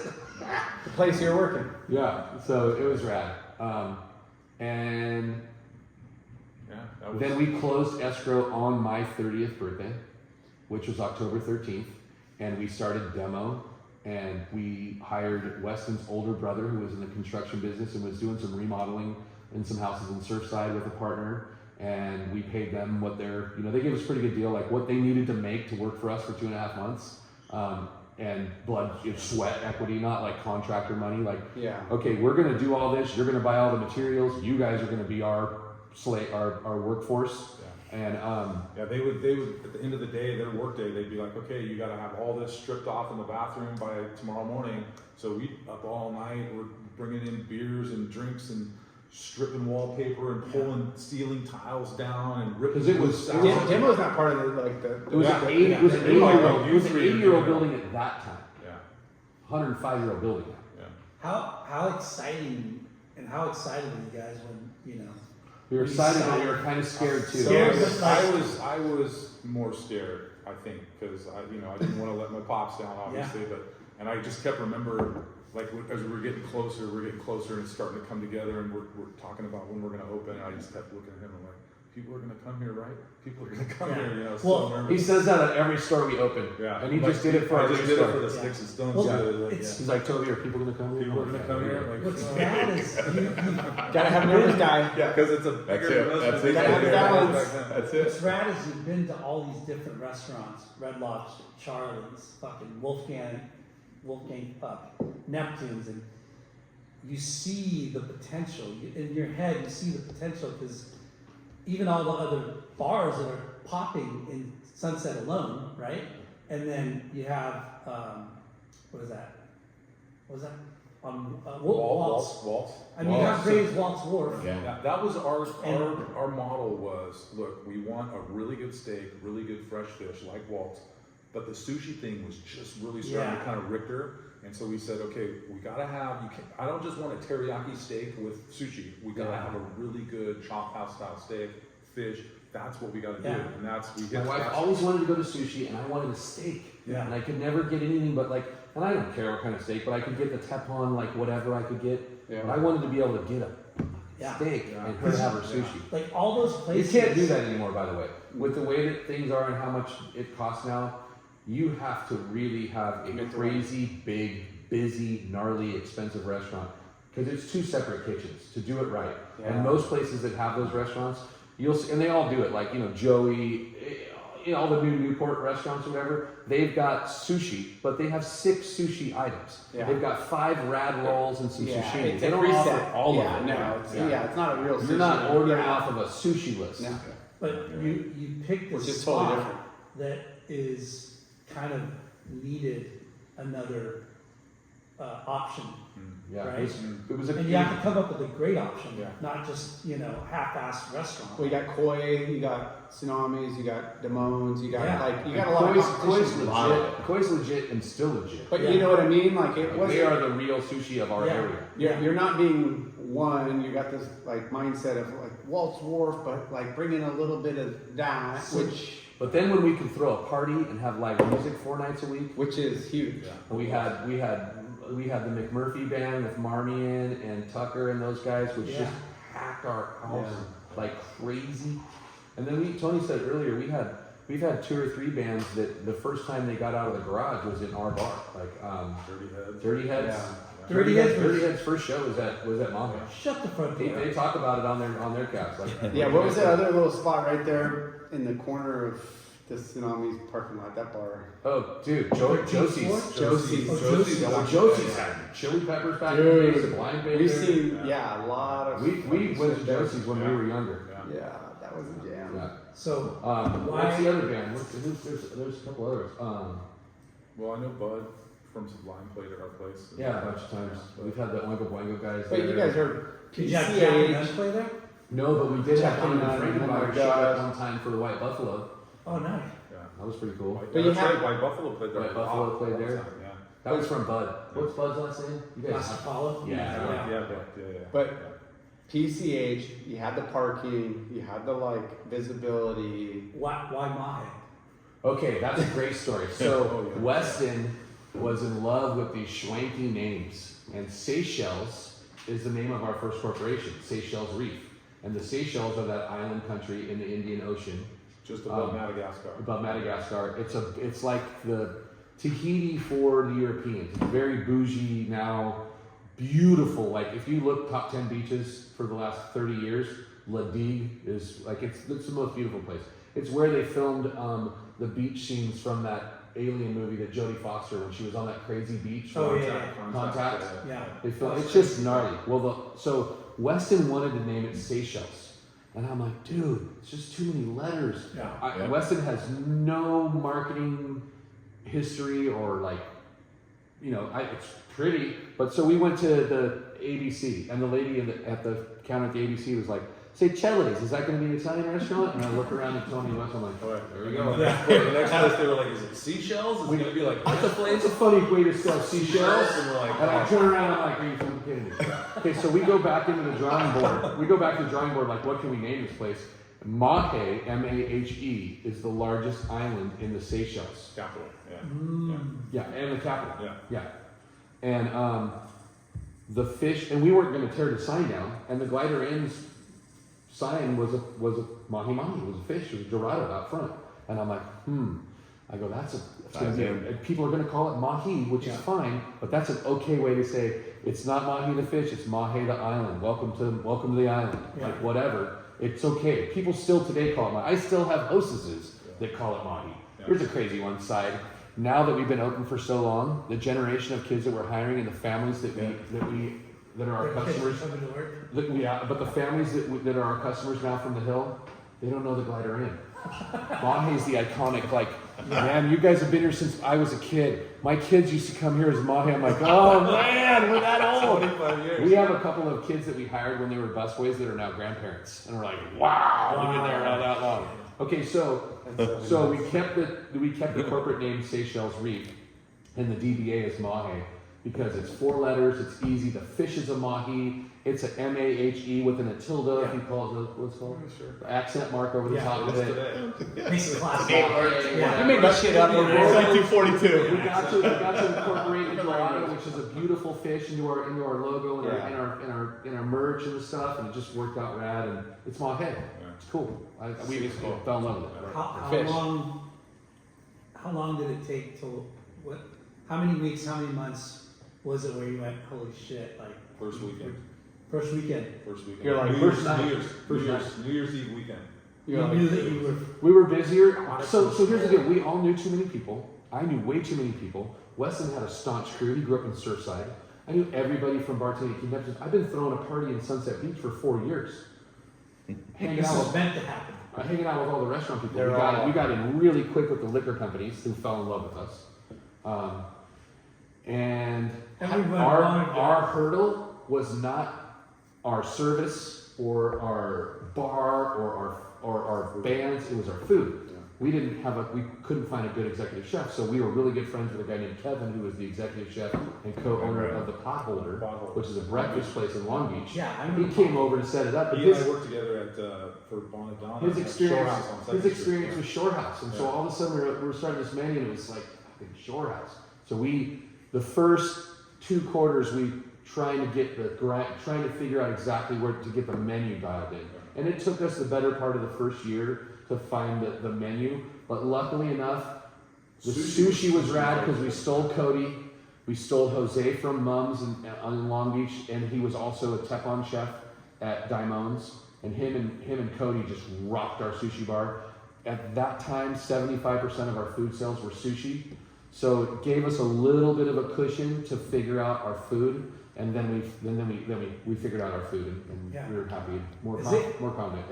It's still to this day never is got to where we want it to be, and that's because of having two separate kitchens and how gnarly it is and how old that kitchen is. Yeah.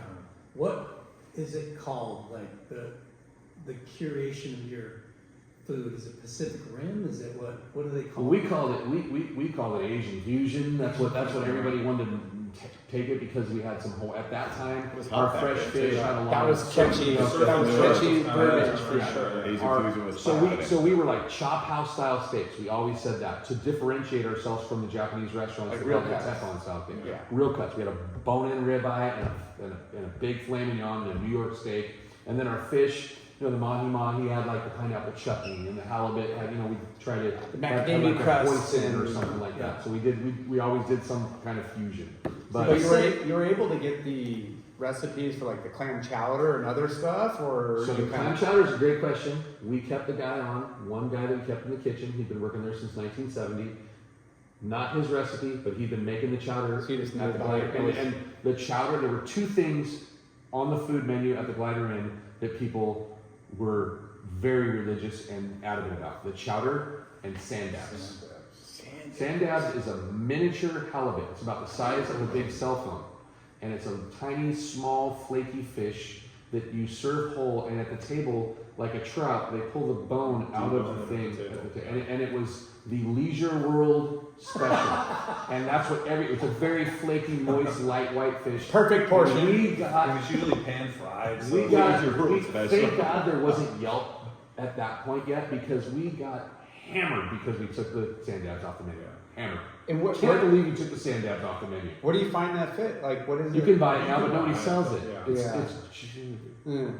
Low end. It's good, Yeah. Tastes good. but the yield, it's seriously a halibut that's this big. So you get like two slices of sashimi that you also have to cook And on you have this to, one fish. And And then you have to gotta debone it. Debone Yeah. it, and it was like labor. It's like Wow. a trout that you wish you didn't kill. but for Just that charge double for it. but for that Leisure World clientele, that was probably something that they were familiar Yeah. with growing up because they were. We definitely lost that clientele when we took over. Yeah. But there wasn't. Bummer. She was. And we she was- didn't do lunch. We said, their business was struggling anyway, so I don't think that those They were the keeping older it. generation were keeping that business alive. I just Yeah. Yeah. we needed to infuse it with. But some I will youth. tell you this though, we absolutely, because as soon as we were really emotional about the customers and the local customers. If your grandma and grandpa came here, like you get a reservation, anything you ever need, like we ooze like service and making sure you were happy to come to Mahe, because there were people that were like, my grandma, everybody was here, what's going on, we'll come in, we're gonna make you feel, we grew up here, we love, let's go, we're here. Yeah. Yeah. Nothing, yeah. Yeah. Food's going to change a little bit, but the service and the family atmosphere is going to stay the Well, same. and one of the big things I think we did that helped us a bunch was to get in with like McGaw and the elementary schools. That was huge. We threw a party every year for like their kind of. It was called Fun Project PCA. It's C. called Project Seek, so it was one of their big We charities closed that the they did, restaurant. and they would, and Oh, all the right. families would come in, we would cover everything, we'd cover the cost of everything, and the families had so much fun, they raised a ton of money for their auctions We and all served that them stuff. steak and lobster dinner Yeah, and drinks, which with our partnerships with some of the liquor companies, and then the other thing I'm going to talk about is the online seafood with the crab. But the other vendors, they helped, Yeah. donated it to us or gave it to us for really cheap. So we only really lost the fact that we were closed. We really didn't have to pay for it. We just lost the revenue from that day. But the goodwill that created in that, Seal Beach is very It's a small tight. town. The people that live in downtown Seal Beach and on the hill, that's where they know that they live there. It's they're still proud the of that. smallest. And place Magog in is a the golden. Yeah, no, it's so those it's- families came back because of that, they would come in and. The Larsons lived up the hill for a little bit. Yeah, we lived in That was your Heron jam. Point for almost 5 years. Oh yeah. Yeah, that was one of our staples there, Yeah. Coy and Fair point, awesome. yeah, and then We used to go there quite a bit. we moved back and like Lyndon said, the gauntlet and just driving and Yeah. there wasn't the Uber that there is today Right. and things kind of it's like We did a lot of parties there. It's Speed Yeah. Control and Nor back in the day. The other thing that we did that was good is we we didn't have a sober driver. did the Captain Jack's crab right Yeah. away, and we put that on the we didn't put it on the menu, but when you came to the table, it was like We serve Captain Jack's the same as we serve king crab the same as Captain Jack's, the legs of the steak. Yeah. And that now you know. So you said first weekend you knew you were Yeah. I mean, hit it out of the park.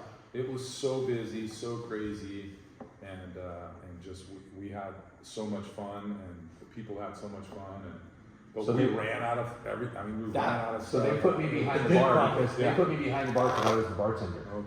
But I'm also the restaurant person. So Tony and Weston are going to run the restaurant. Well, I'm behind the bar, buried the first couple of weeks. I'm buried. And Tony and Weston are seriously standing against the wall between the office and the bar door. And I could see them from out there. Restaurant's just packed. They're standing behind the bar like this. They're looking at each other like, I'm like, okay, we have to figure this out right now. I don't care. You guys are bartending. I got the front of the house. And so that happened within the first month. I think. So we got thrown. So Weston and I, What? because he'd done a beer bar, but never mixed drinks. Weston. And I had bartended Weston. for a minute at one of the Bonadonnas because they had a full bar. And so he said, "You guys got to go behind the bar." So now Friday and Saturday nights, Weston and I are back there. And we're like, Slanging. But it's like That is what so do you- bad though. You're all Yeah. like freaking just Yeah. in. Yeah. So Well, that was the thing too. The three of us worked every shift, everything together. So we were able to control our overhead to make it through. Because my goal was to pay his dad back as quick. We didn't take a cent besides the tips that we made, Yeah. Pay back. being bartenders, Yeah. until we paid Tony's dad Yeah. back. We would How long was that? we pool Less the than tips. 2 years. Yeah, we pool the tips. Damn! Yeah. What an incredible rocket ship ride. Right. Did you guys have signature drinks right off the bat, or did you develop The those? Mahe Teeny The was team probably started pretty yeah. quick. Yeah. We had a Mai Tai that was. Because that's kind of part of the allure, like, you know, like you gotta have a signature. But you Was know- your dad tripping when you said, "Hey, I think we're gonna be able to"? Yeah, he was, and he would still, if he was still with us, he would say that was his best investment he ever made. That's right. Because of how it changed our lives. you know? Well, not Yeah. financially, but Yeah, just, but yeah. you know, like Yeah. the And livelihood. he change didn't your want, course. he didn't want like, I want 10% of the restaurant, nothing like Just that. He just wanted his something. money back. I was really, really close with Tony's Yeah. dad as well. Because we were brothers growing up. So Yeah. after we were adults, I called Tony's dad as much as he called us. I called his dad all the time. Yeah. I talked to him every day. He was very influential with my family when I had young boys and stuff like that. We talked all the time. He passed away, and it was probably, you know, except for my parents, there's no other greater loss in my life than his Yeah. loss. But as parents, you know, Wow.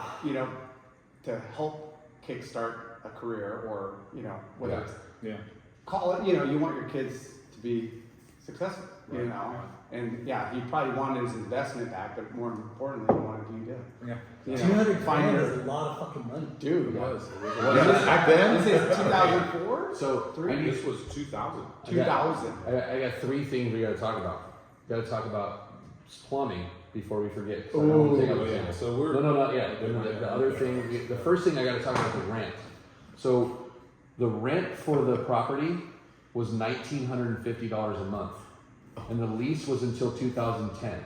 We opened up in 2000, like the middle of so we had 9.5 years. So we owed $1,950 a month. That was our rent. But we also, on the property, there's 2 apartments in the back of the property that were collecting, at that point, $1,100 a month. So our rent for the restaurant was only $850 a month. What?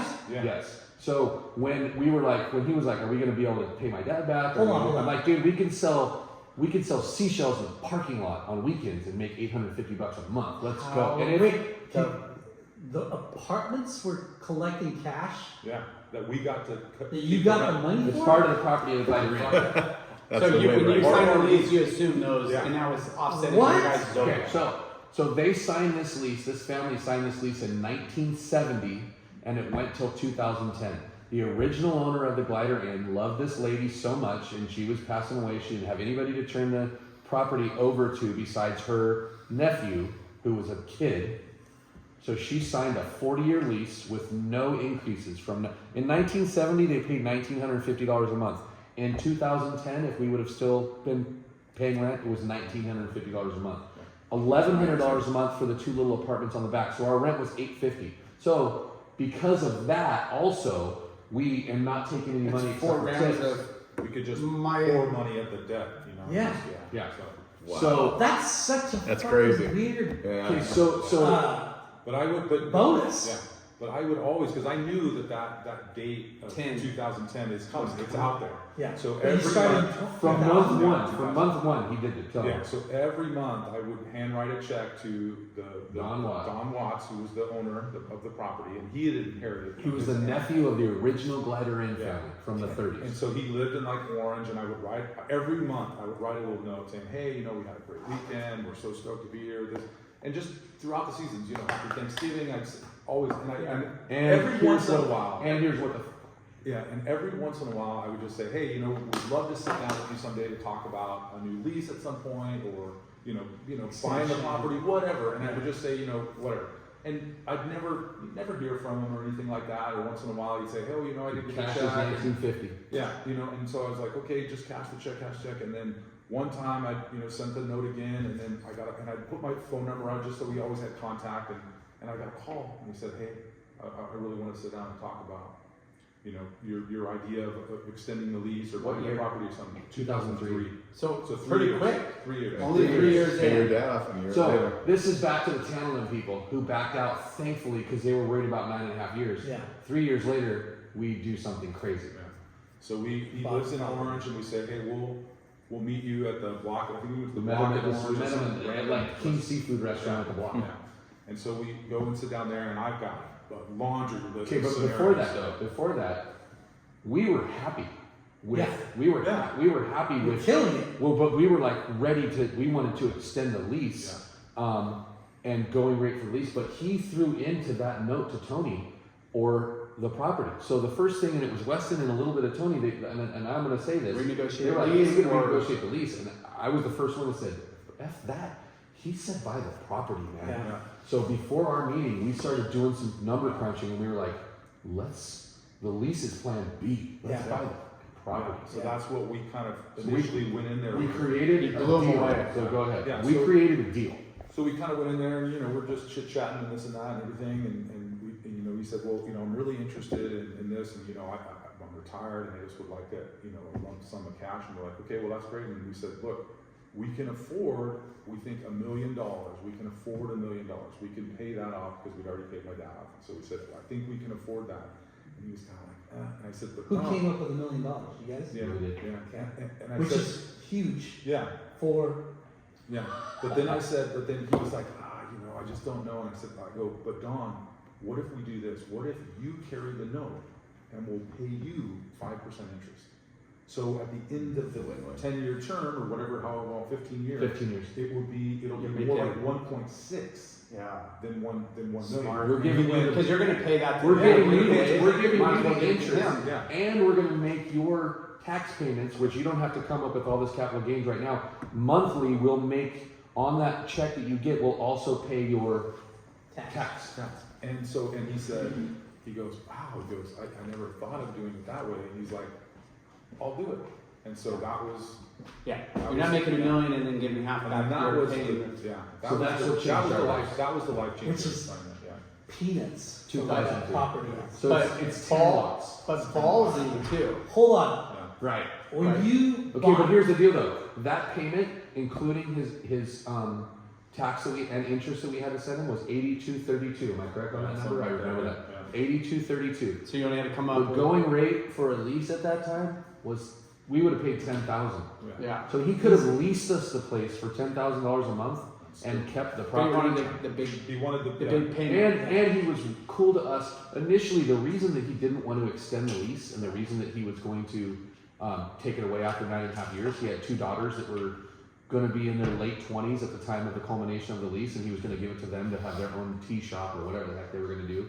Thankfully, we had trials and tribulations, and they got older, and he's like, they're not going to do it. And I think his 401k, and he was like, that going from 2000, Timing. going from 1950 timing, going from 1950 a month to $8,300 a month was life changing Yeah. for me. Yeah. It's huge. So, did you know that the apartments were putting money in your pocket? Well, yeah, we Did you knew know when that? we Well, took it. when we signed the deal or signed it, We bought took it, the apartments. Yeah. We said we get the apartments because they were so much a part of the property. Yeah. That's so weird to me. Yeah. Because Well, you need it next time you're there. I'll show you what it's like. You remember the Anderson family that owned Coaches? You know Ando?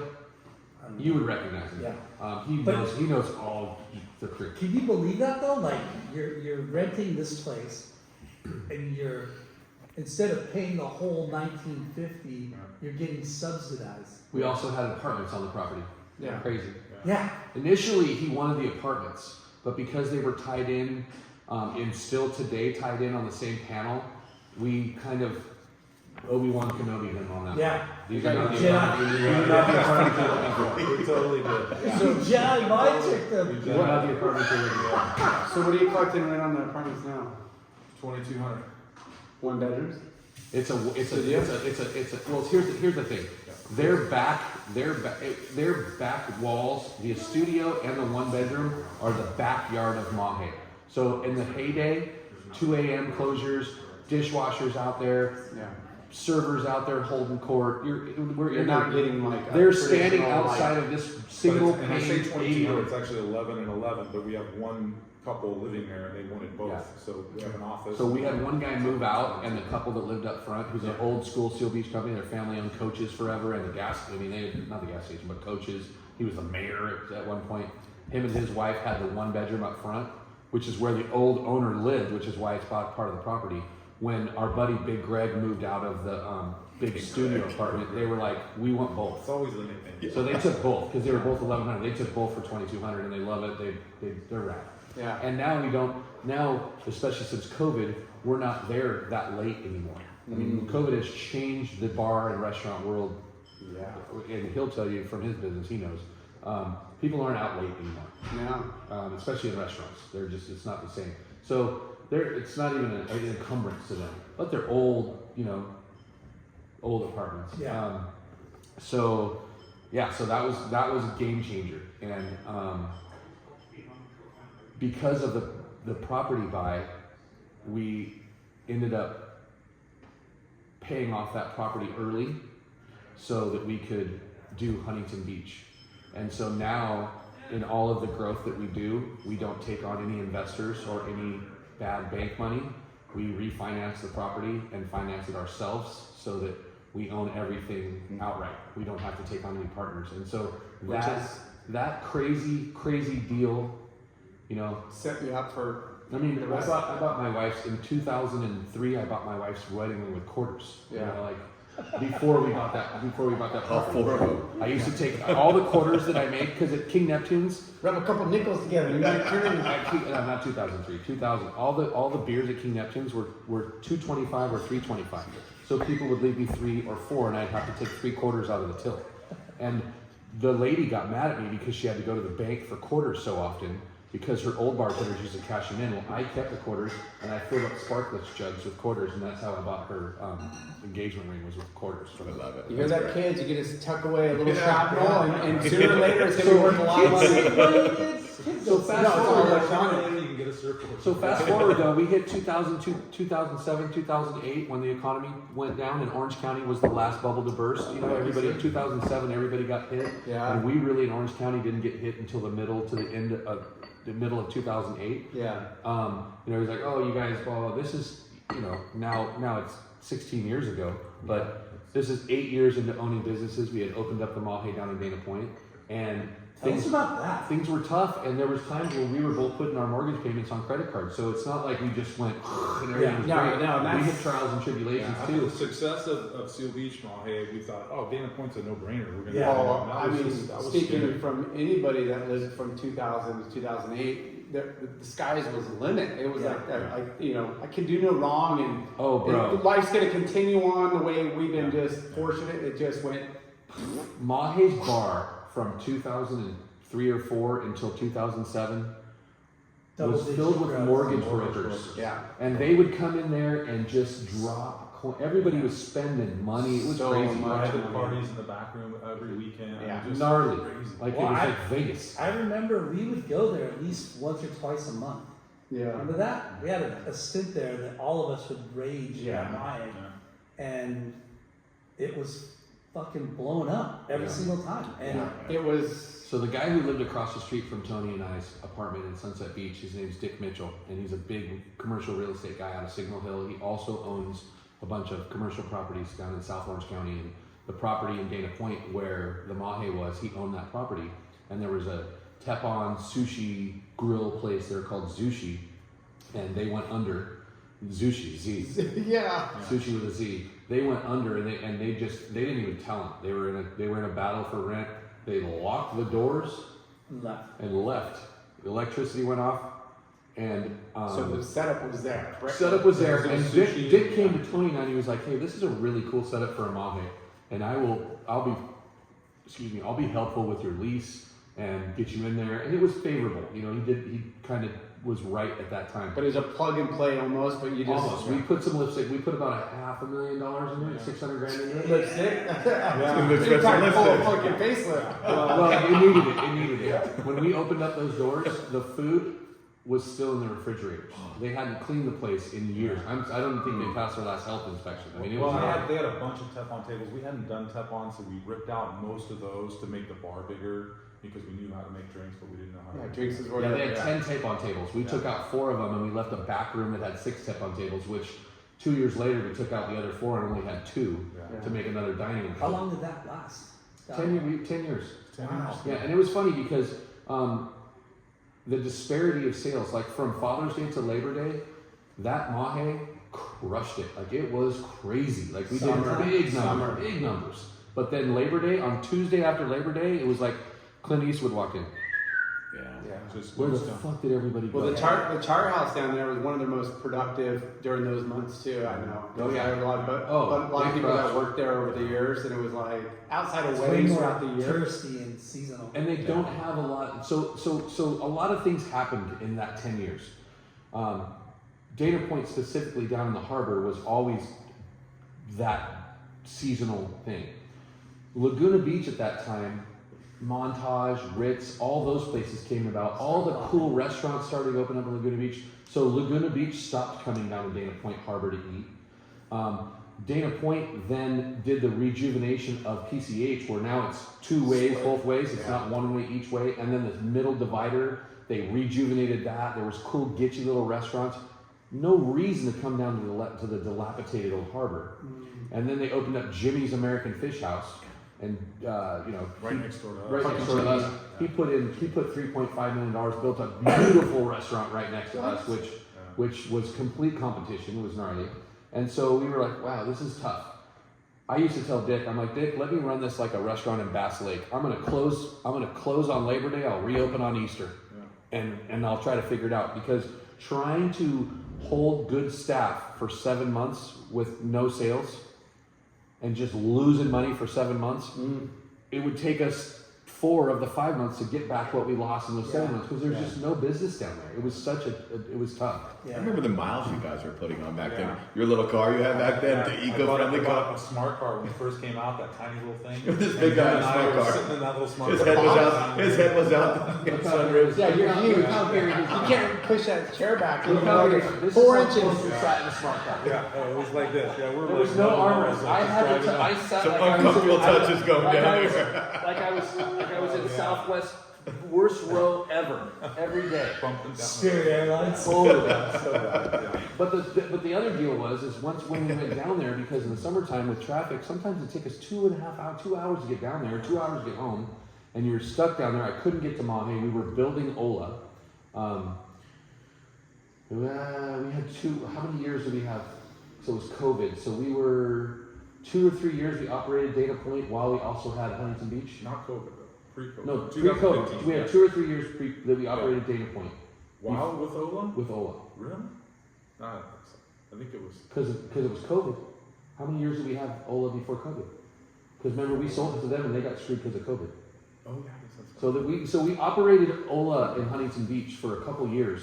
Also had Dana Point, Yeah. and so Ola in Huntington Beach and Mahe. But when we went down to Dana Point, we were stuck there, and I needed to be at Ola, man. That was our goose. That was crazy. It was busy, and there's a new mall, and I get stuck in Dana Point, and then I was like, okay, so then I was just at Ola, and so we would only go Did to you Dana. close it down for 7 months, or? No, never did that. Okay. But because Ola was Yeah. because Oh, we Ola would was have so to pay busy. rent, so it would have been. Yeah. Well, then Dick our buddy Dick restructured his corporation. He had a new president. He was retiring, and now we weren't dealing with Dick anymore. We were dealing with a leasing agent. Okay. Round two. Pausing. Time out. Pause. Cheers. So Can't let that sit from So randomly, we got contacted by a restaurant broker. Somebody's interested in your business. It's Sold. for sale. And Tony and I were like, well, everything's for sale. So we went down the road with this guy. Come to find out, this guy was in a battle with his landlord up the street at that really cool mall that's up by the Monarch in Dana Point. Like they have all the restaurants and the movie theater up there. He was in a fight with his, Greenfield? I don't know. Yeah, it might be up there. Yeah. It might be up there. He was in a fight with his landlord, and he was like, okay, I'm moving then. I'm not renewing my lease. I'm moving down here. Came and talked to us. We were like, okay, LOI. He went back to his landlord and said, I'm moving. I got an LOI. I'm taking over this lease down in Dana Point Harbor. And the landlord folded and said, okay, no, don't leave. I want you back. Well, he said, hey, I'm not leaving. So we were like, oh, damn. Yeah. But because of that, we created a relationship with that broker, and we were like, hey, keep it on a silent listing. He didn't put it as a Dana Point Harbor listing. He says South Laguna even on his listing, and we'll just see what's going on. The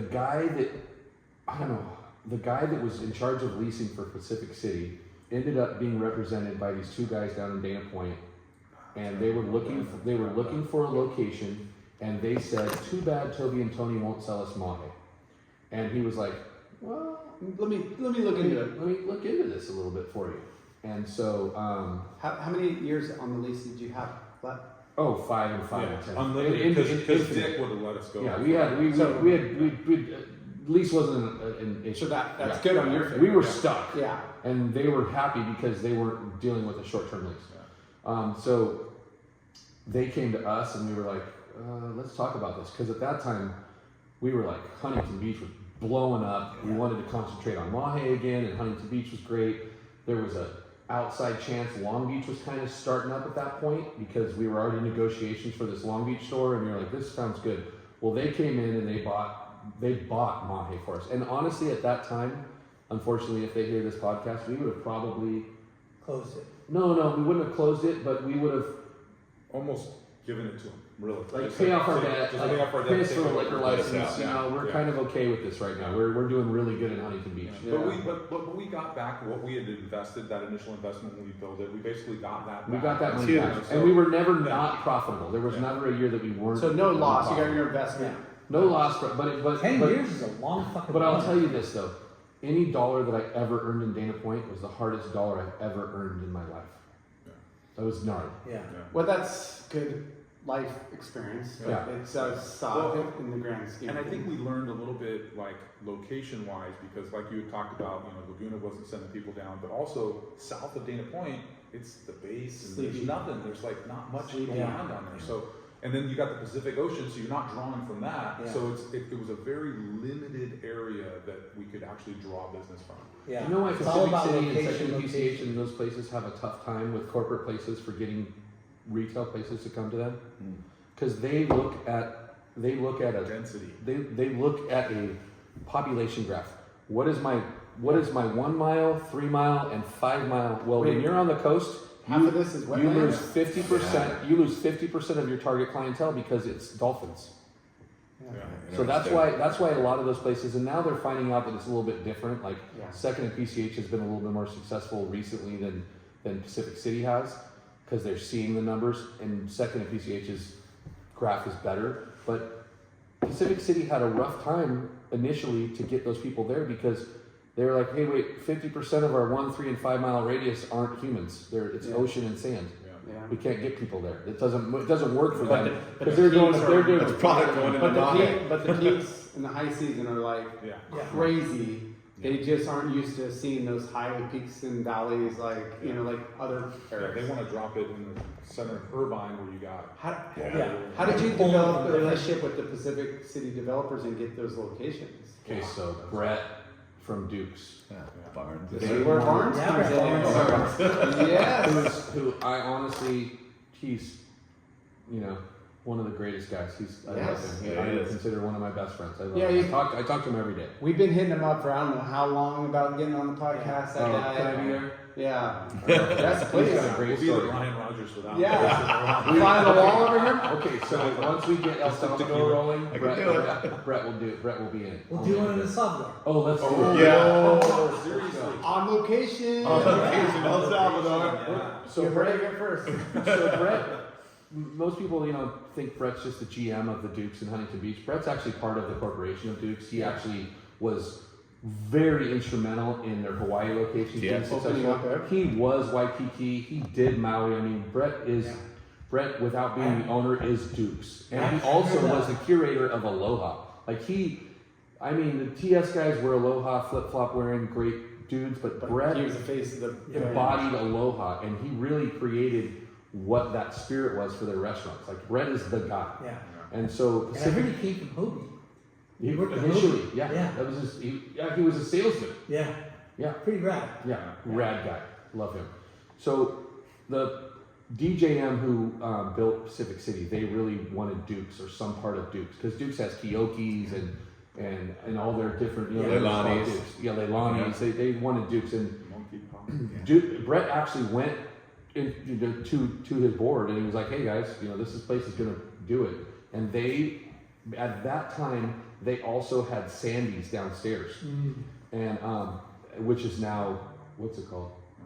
It is Sandy's. Is Isn't it it? Sandy's now. It was like that. It's a 10 difference. Well, Yeah. but now it's owned by the people that own Fred's. Okay.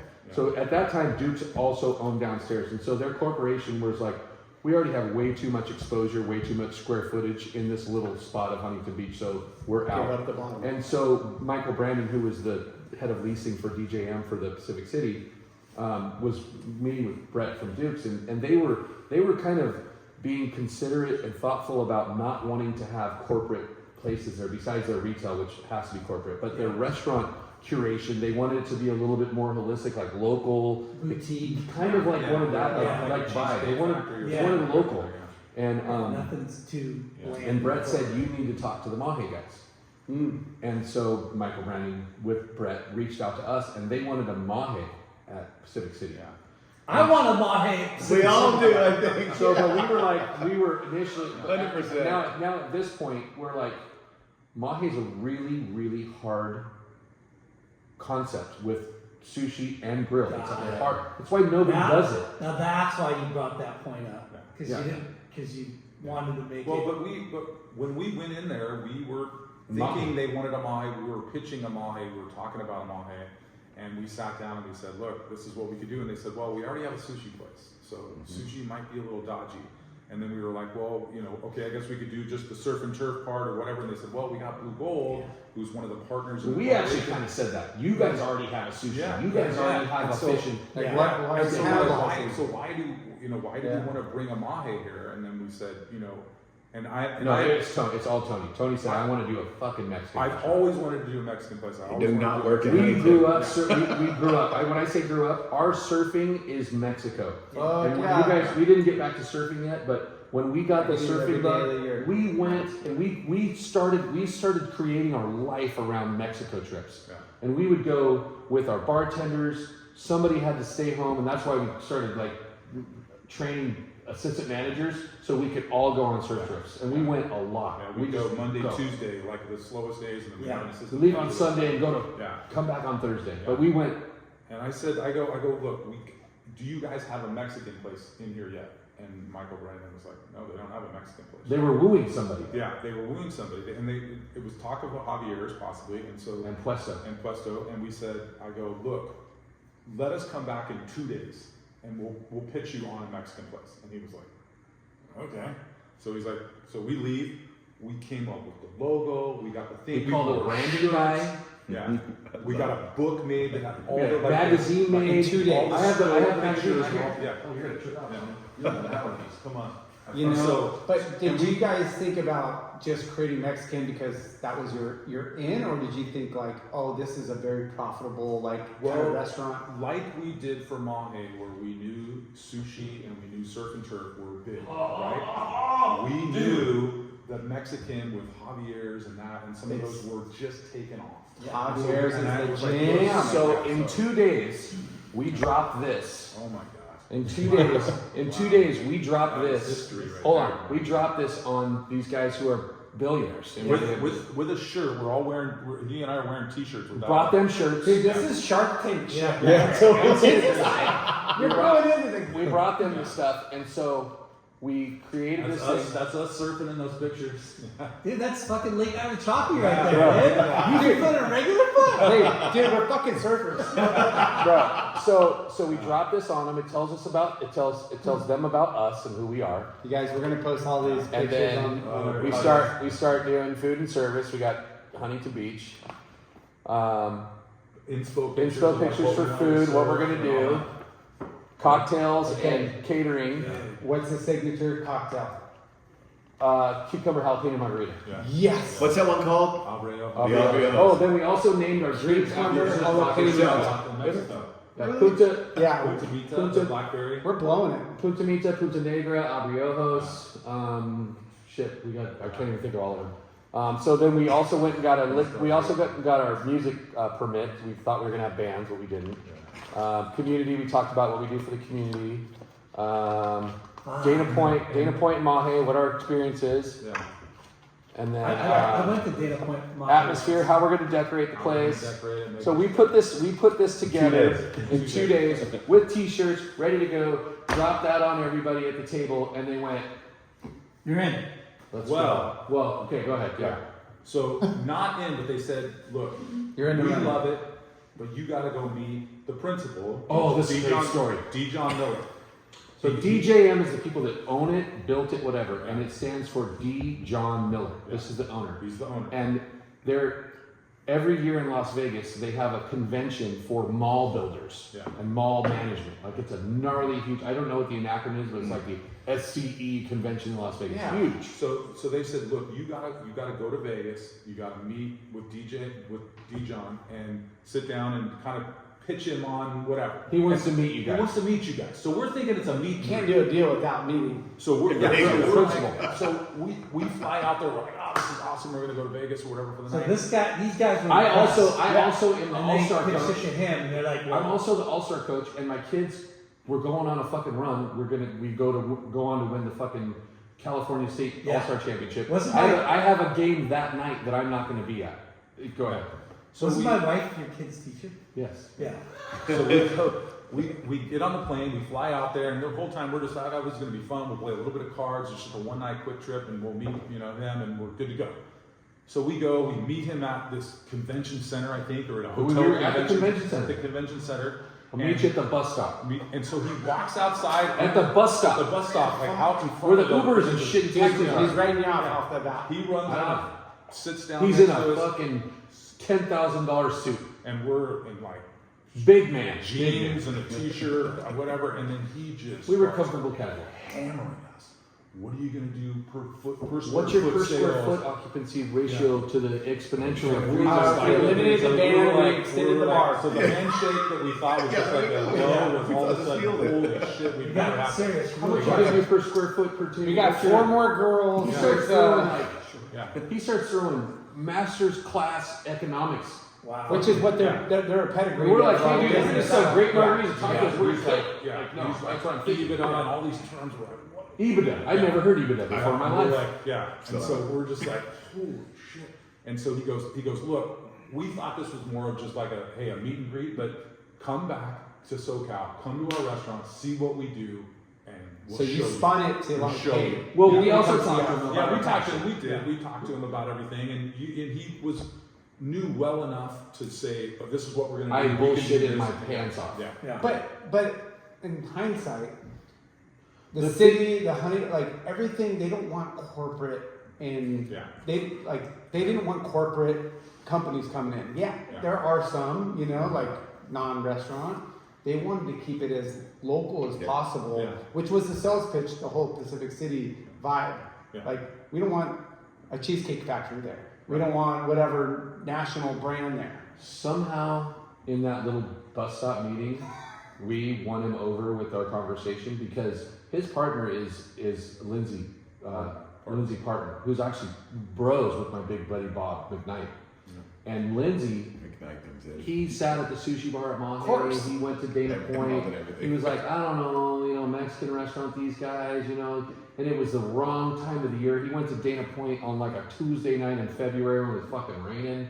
I'm like, oh my gosh. And so, but John, he goes, I like these guys. Like John was like, I like it. And The heavy guy. the big Yeah, guy, the big guy. the big guy. And he goes, look, I'll bet all of you, all the CE, the board. This is what John said. Oh, you had your side. I will bet you that these guys blow out of the water any restaurant we have in our portfolio. Wow. And we did. And we did. Yeah. We were doing more per square footage after year one than anything in their portfolio. Yeah, It's pretty rad. pretty cool. But so the crazy thing is then they used to come, because Pacific City was their like Yeah. gem. They built this bitchin' mall on the beach. They had people across the country that are mall builders like, Whoa. look what these guys built on the beach in Huntington Beach. And so they used to have their corporate meetings and we used to host them. And so they would always introduce, Tony doesn't like to talk in public. So they would always introduce me like, hey, Toby wants, we'll thank Toby for hosting us. And I would, for 5 years, they did it for 5 years before COVID and then they sold out or whatever. I would tell the story and thank John Miller, and I would also thank Lindsay, but for the opportunity that we had for them giving us a chance, 2 local guys, blah, blah, blah. And I would give this great story of that bus stop meeting that we had. And it was rad. It was really cool. So after that meeting with John, you met with, what was the second meeting? And here you are, you made this beautiful fucking pitch deck and sort of had the guy's ear, Well, right? he came to both the restaurants with the gal that was No, he came. He He both Mahes. He flew Yeah, in his both jet. Mahes, He yeah. flew in his jet and said, "Hey, I'll be at Mahe and Seal Beach at 5, and we're gonna leave, and we're gonna go to Dana Point, and we'll be there by 7." So we called everybody and said, hey, "Come on down." Yeah. So we Yeah. it was free drinks for everybody, and it was like a Tuesday night. And then Jimmy's Tavern, the one that was next door that was like stealing all our Oh, this is great. They had a private party that night. They had a private- super- they had a non- dinner came to us. And that just happened time. Oh, yeah. Yeah, they had Oh, that's great. a non-advertised club buyout, Yeah. and they were pretty new. Yeah. And so everybody got there. Oh, Jimmy's is closed, and so we were slammed. Slammed on It was like- it was like a Wednesday. And we went there, and then we drove straight from Mahe.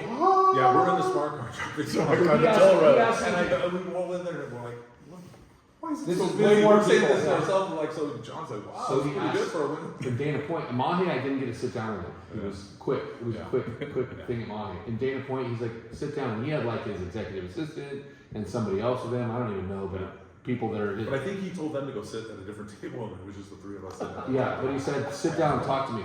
And then about, I don't know if it was that night or the next morning, we got a call and he's like, John loves you guys. You're in. You're done.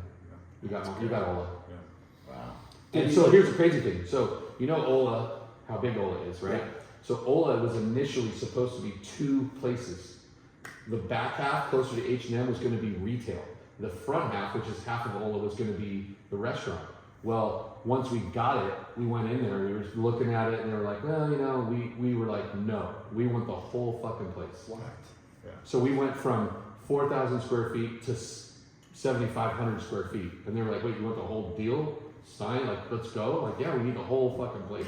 Yeah. So- Too bad you The didn't- frontage.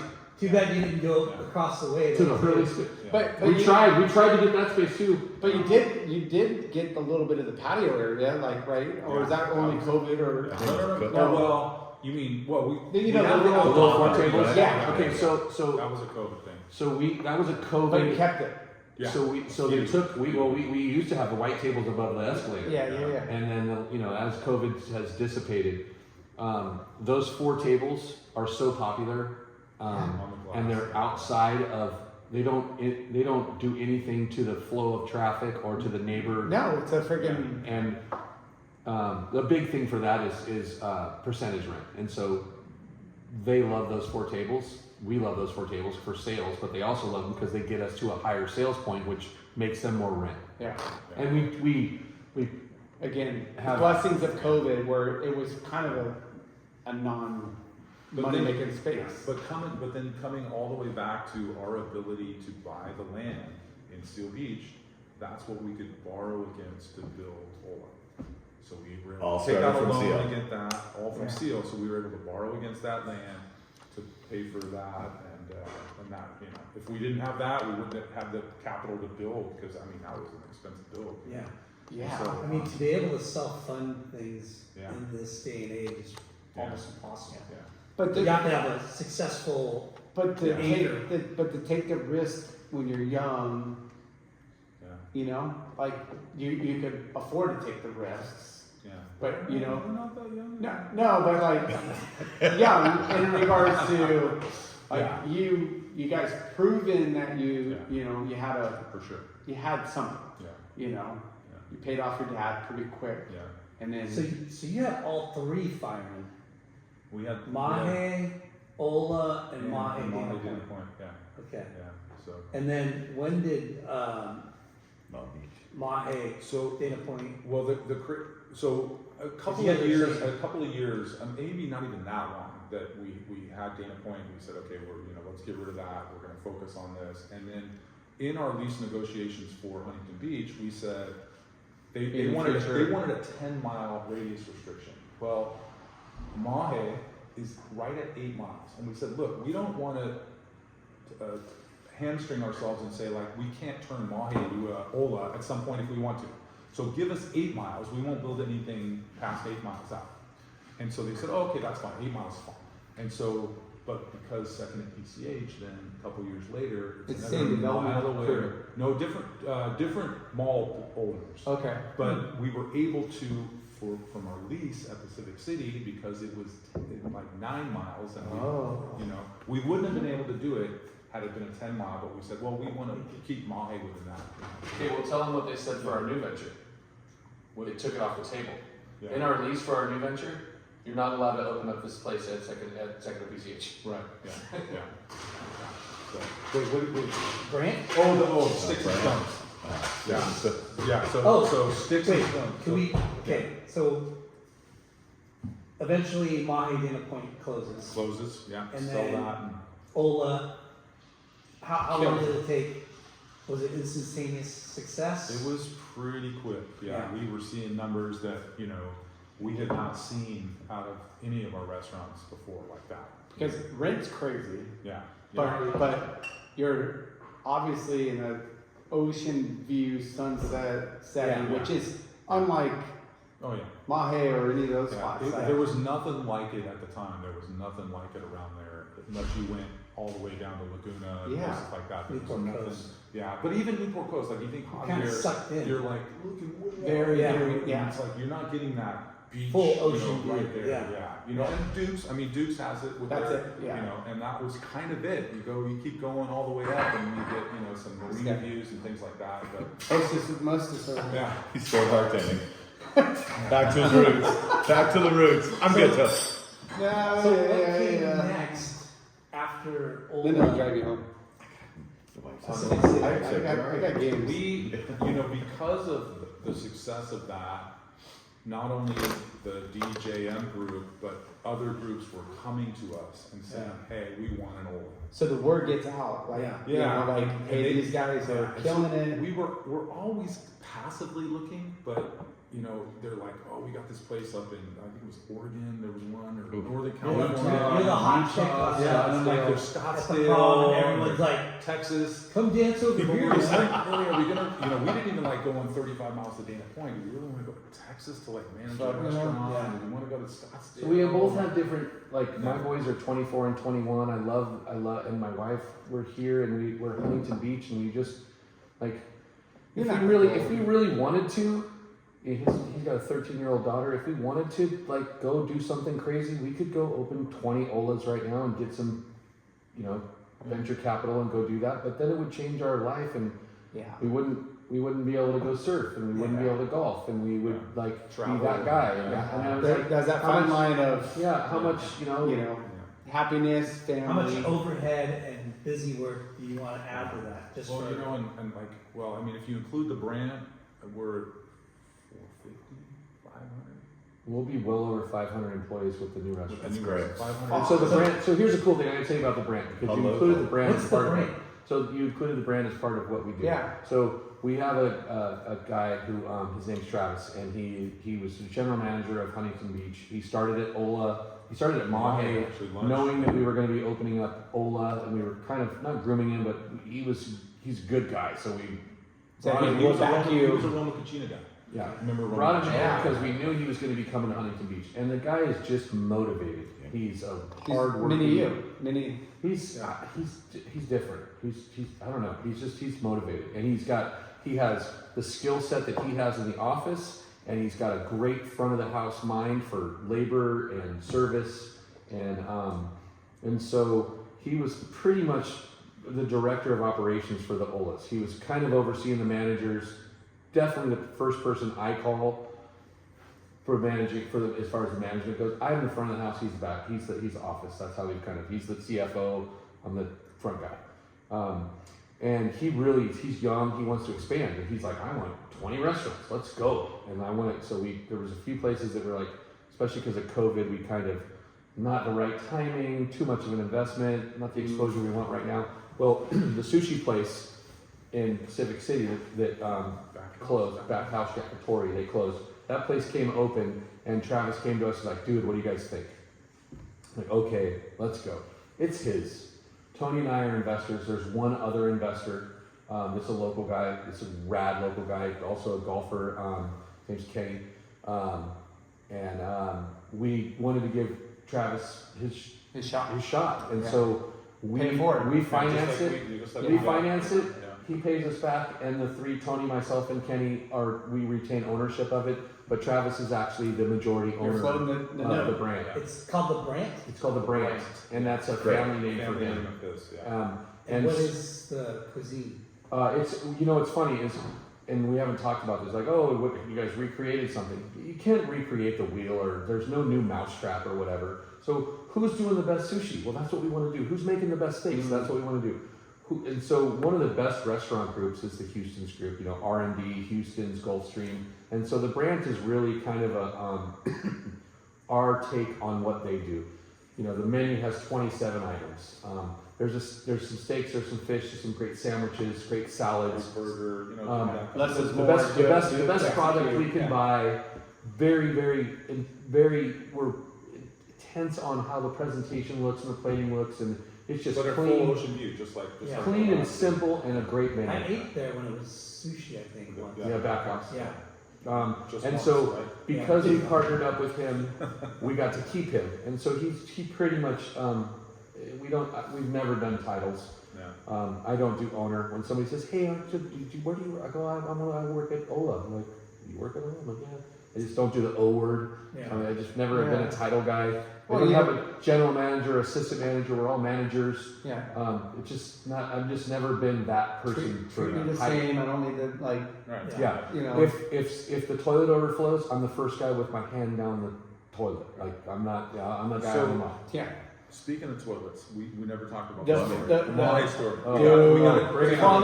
Okay, trials and tribulations. Finally. Trials and tribulations. So after that first weekend where we were crazy, you asked, how long was it? And I They're said, used to first 30 weekend. people a week. We were having 3,000 people a week. So we after that first weekend, busy, and then it was maybe a week goes by, and we go, 30.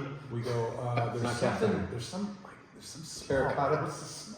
Orangeburg. Something going on and so we all of a sudden there's this little hatch underneath the building, and the building's kind of on a raised structure on one part. 3 foot raised foundation. Raised, on one side of it, the original building, and we go into there, and it's a fucking swamp. It's a swamp. It's not a swamp. It's poop. Yeah. No, we know. So the line from the dish pit that And the comes up bathrooms. and the bathrooms that comes up is no cap. It's just Flowing into underneath the building. Yeah. Oh my Underneath So the you building. flush the toilet, it just goes to the dirt. Yeah. Up and over. So we're like, Evacuation. oh my god. And so we said, okay, so we call Tim. So the pipes were made in the glider in was up Seal Beach Boulevard on the Naval Weapons Basin at the Crawford Airport. It was called the Airport Cafe. The guy lost his engines. He landed, and they go, "Oh, we should call this a glider in." So that's what it is. When they took that property by eminent domain, they gave the owners the property on PCH during the war. Yeah. There was no steel or metal to be used for pipes, so all the pipes in the 40s were made out of Orangeburg, which is basically paper mache. terracotta. Yeah. It doesn't have So a that gets No. loud. and it doesn't take snakes. Yeah. It breaks. No, like So every single tree toilet, roots go right through all it. the toilets and all the kitchen dishwashers and Everything. stuff, it was just flowing.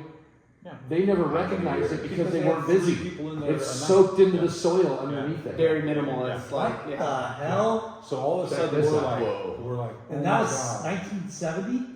No, this was This was 2000. 2000. No, they Yeah. built that place in 1970. 1940. 1940. They picked the building up and moved it from where the Navy weapons place is and dropped it Where it is right The now. sushi bar part and the grill part, that's an original building from 1930 that was on the airport up Seal Beach Boulevard. So they moved the whole funny. building. They picked it up and put it on Put PCH, it up. and then they added on until 1970. Yeah, out of the bar and all that Fucking stuff. A. So we called plumber and we said, hey, look, we got a big problem. We got this flooding underneath. He's like, okay. So he's like, so he reattaches that thing just so we could alleviate that problem. And he goes like, he runs the camera down. He's like, you got bigger problems than this. Like you got. a renew line fucking Yeah, 50 so he's feet like, this way. so I think we called Ron. He like, goes out to the alley and looks at the Snakesy alley, and we're running full steam. There's nothing going into the main sewer lines. Yeah. He goes, I don't know where it's all going, but it's not going. You're like, I can tell you where it's going. Yeah. I can see And it. so It's going into the yeah. ground. Yeah, so a neighbor of my dad's was a backhoe guy, and so he brought a tractor down, he dug up the whole back cement area, and he said, okay, it's all dug up, and so Tim said, well, let me find out, what's going on. So where the main connection is, which is the main sewer, and it's coming out from kind of the back door, and it's going out to where it's gonna connect to the sewer, it's now exposed and open, and the pipe is just like gone, we're Paper trying mache. paper mache, so we're trying to figure out how to hook a pipe to it or whatever, and Toby's in this hole. I put on a wetsuit. He put on a wetsuit. Okay, that's totally gonna protect you. That just solves it all. And he's in, like, reaching. Mask and there trying to snorkel. put the I'm pipe 4 up there. feet down below the ground, Yeah. sand. Yeah. And it's it's poop. sewer water. And there's like toilet paper falling out. Oh. He's in this thing. Wow. He's like trying to hook this People pipe up. flushing the toilets, Oh my and God. while I'm in there, water's coming out of broken pipes. Yeah. Oh, we're open. If the city comes by, we'll shut down in a hot second. But then so we figure that out. We're like, okay, this isn't going to work. We can't do this ourselves. So then the plumber's got to come in and then they repipe. And, oh my God. But At one point, I was like at one 2 point weeks I was out laying. here. At one point I was laying. We trenched the hole like 5 feet below grade to get down to where the pipes were, and it was full of water and poop and stuff like that. And I was laying. pretty sure you got a rash after I that. did. Like, I would assume. But that was one of the best letters we sent to the owner with like, hey, this is what we're dealing with. And we're gonna take care of it, and this Yeah. is like, you kind of. Because that would have been on him. Like that, Yeah. the plumbing would have been on him for The sure. lady, God bless her soul, she passed away, who lived in the apartment when we first moved in, and we inherited her, and she stayed there. She used to be a bartender at the Garter Inn. Now, was the apartments the same plumbing? Yes. Oh yeah. God. Yeah. So she would always call us, go, hey, like the toilet's backing up, and we're like, okay, we'll get on it, And we would run snakes, and it would clear up for a minute, but basically we'd clear it out, so then the pipes would just fill up. Yeah. And Going then, home so much. and then it would just all of a sudden, and Gnarly. the weekends would come, and it would just go, There was nothing flooding out to the street. It was so bad. But you pulled it off. We pulled it But off. I was the guy.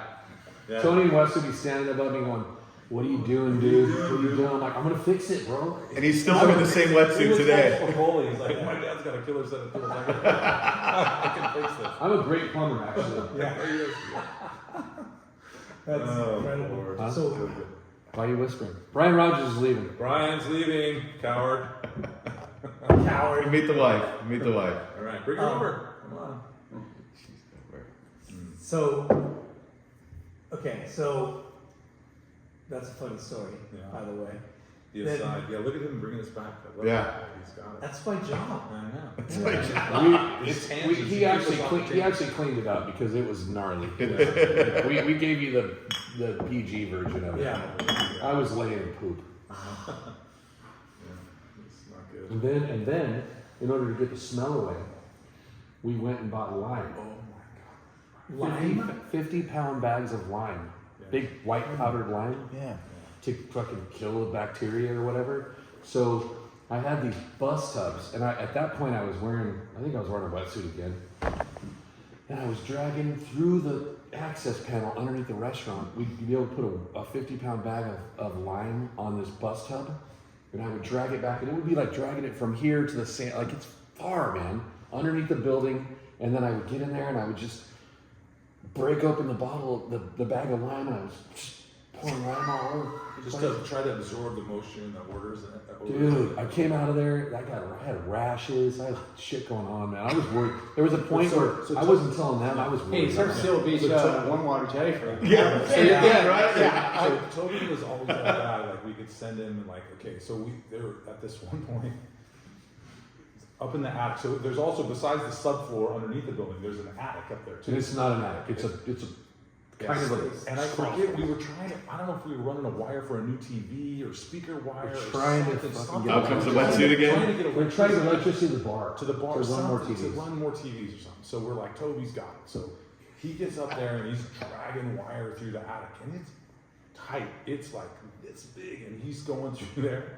And Weston and I are like poking, like telling him, like, okay, hey, we're about here. You gotta keep going. You gotta Banging keep going. on the ceiling. Banging on the ceiling, like, okay, we're And here. I'm army crawling in the attic. Yeah. with nails and 2x4s, and I'm dragging fucking flex line behind me. Spiders. And then all of a sudden, he gets us the line, he drops it out, and he's like, oh no. I can't get out. He can't turn around. Yeah. He can't turn around. shit. I'm He stuck in a he's corner stuck, and above he like can't- the bathroom. He's got like And I've only got like 2 feet this way, but I'm all the way forward. You can't I shimmy can't back. turn around and I can't go backwards, and I'm now Oh starting yeah, to scared. yeah. He and They're I can- laughing. and I've They're been long laughing. enough. I can hear it in his voice that he's about to start freaking biscuits. Like, he's just like, Hey. he goes, Dude, I can't move. I'm Right right now. now. Yeah. Just I'm hear the thinking that they're story. gonna have to break the ceiling for me. yeah, Yeah. I don't know how I got out of there. Yeah. Oh god, because he has nails like in his shirts and like ripping But them you up and backed yourself Yeah. out. I did Somehow you something. got I got moved. contortionist. I managed Yeah. to fucking get out of there, man. Yeah. But it was gnarly. oh yeah. Isn't that funny? You like go into it thinking determined, and you're like, okay, at Yeah, that 'cause I one couldn't point in have done time, it. you're like, holy shit, I didn't think this through. Right, yeah. No, I was in a cave. It was Dark. Why did we hire professionals for this? Right, exactly. We Because didn't it have was going to money. cost us We didn't $250. have This money. was early Because he had a great days. wetsuit. He could do it all. At least everything happened at the beginning, Right. right? Yeah. Now it's like he was always like, dude, it's fine, Toby, we're good. And I was like, no, everything was catastrophic for me. Like, no, we can't. What are we gonna do? He's like, dude, we're good. Yeah. I'm gonna fix it. The voice of reason. Yeah. Well, Try you to- know, and yeah, you got to go through those trials and tribulations to kind of like, Make everything one, easy. one, it feels like really good when you go through that, like bullshit, and you're just like, I can't believe we did that, and I'm glad it saved us money, but we're able to pull it off. Yeah. Yeah. And then next time you're like, we'll just write a check. Yeah. Exactly, yeah. But it's a great story now. Yeah. It's a great Yeah. story But- now. I still don't want to write a check. I'm still getting there. I still Yeah. have poop on my hands. You know, but it gives you a little wiggle room to kind of like, I could probably pull that. So And it's rewarding to do that too. You're like, totally. The greatest thing Right. though, at that time of our lives, because we were surfers, that's what we had become surfers, and so everything that we did was Hence around the surfing. wetsuit with that. Oh, I But, remember. but we were working to our next surf trip. Like Yeah. and we took all of our, like, if you surfed and you were a core guys, there were 7 or 8 of us, and we used to always go to this place called, what was the place in Little San Francisco? That Costa Azul. Goes to the Costa Azul, Yeah. which is like above Puerto Vallarta. You surf Burros. You could get to Chicala if it was a good day. Like all those breaks around Punta Mita. Yeah. But at Costa Azul, right above Little San Francisco's, they had a little hotel. It was $99 a day. That covered breakfast, lunch, and dinner. All the beers you could drink, transportation, and your two bed, two people in a room. Yeah, two bed. And we capitalized on that. Yeah, we went down there. Plenty. Yeah. We went down there. It was so rad. We had the best times there, man. And it was just about that. And so it Like was 100 yard, 150 yard walk down to where the break was. And, oh yeah, the beach break. yeah. Yeah, it's you. But it changed our Work hard, life. Like, but- that culture changed our life. And I wish that we now it's kids and busier and it's hard to be that person. But Yeah. Well, that's life. I mean, you know, you do that early, you make all those sacrifices because you don't have all the responsibility and the time constraints aren't there, and now you're kind of like, yeah, that sounds great, opening and franchising or being a part of a bigger thing, but it's like, I want to be around, I want to be present, I don't need, Yeah, but at the end of the day, all this franchising, it's money, it's whatever, but it's people, you're making the money to go and surf and spend time on the beach and all that, which we get to do.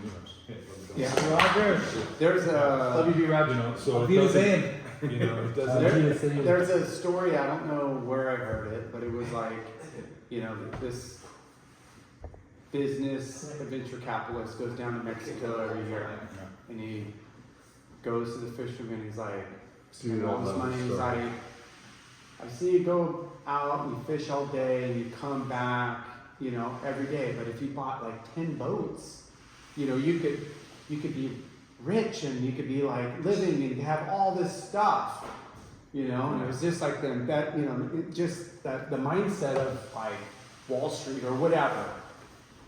And he's like, yeah, but I do this every day. I come home, I fish, I hang out with my family. You do this your whole life, you work it all up, but at the end of the day, you're coming back to live the life I already live. Like, I don't understand what you're trying to sell me, and it's just like, it's true, and it's different when you don't come from that, but when that's what you're chasing, I'm chasing what I already have. Your perceptives, Well, already changed. luckily for me, when we first started, Toby had young kids. And so, we spent a lot of time at the restaurant. So he sacrificed a lot of time for the business away from his family. And because of my having, my daughter Remy later, I was able to now have more time at home and all that. So I'm always very appreciative and thankful for him and his sacrifices for his family in our early days to make us successful so that I could reap those rewards now, where I can be home more with the family and all of that. So, But I still was, my boys didn't miss me. Yeah. I just, it was funny. I love you for that. That's right. And I know you appreciate that. I'm just a freak though too. I can't turn it off. So it is what it is. But in those days, I would run home and I'd be like, hey, I'm on my way home. I'm going to practice right now. And I would drive in front, and my wife would run out with I'm like, I need this hat and this shirt, and she'd throw it in my truck. Yeah. I mean, that's life, like, balancing family, work, and, for sure. And that's how you're successful, because you're able to, charge.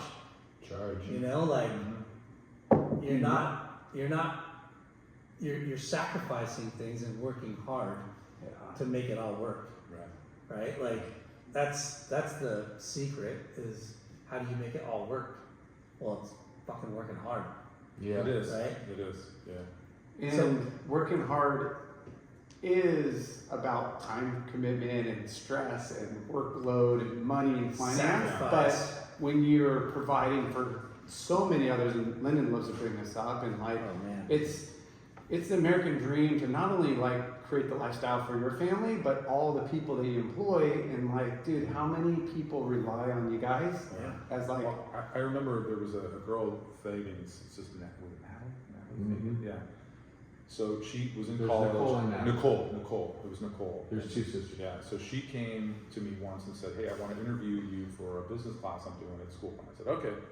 And I remember she was asking me all just kind of the general questions of how did you start, all this stuff. So she said, well, what do you think is your biggest accomplishment? And at the time it was just Mahe and Seal Beach. And I said, well, I think for me, it's that I employ 65 people. yeah, right. And it's their livelihood, and I'm responsible You're for writing their their payroll livelihood. checks I'm writing every their checks. week. And it's not all. Some of them they're high school and it's just money for them. But there's some people that it's like this is their career, this is their job. Especially back in the house, man. And she kind of looked at me like, wow, I never thought about it like that. But it's we're responsible, and that's a very empowering thing for us. That like, hey, there's a significant amount of people that are counting on us to make sure that we're picking the right places and buying the right things and doing the right things to make sure that they're successful. Yeah, because growing might take a little bit of your bandwidth and financial like commitment. But if that doesn't work out, it's going to affect everybody that didn't sign up for that. Yeah. You know what I mean? Like you're looking at the opportunities that's presented to you guys, but then like if something goes south or doesn't work out, it's going to affect down line like considerably, and that's like our business is so cool too because everybody's it's like not a corporate job or whatever in an office. We have so many marriages and kids now and friend groups. Like I have a really good bro that random. He was my high school. The reason my high school girlfriend broke up with me was to go date this guy. And later, that guy. now we're bros. Yeah, which is that He moves to. Oh, fuck her then. She's rad. She's bartender Loa. He moves to Kauai, gets married, has 2 daughters. Call you to work 6 or 7 years ago. My high school girlfriend calls me and says, "Hey, Eric's daughters are moving.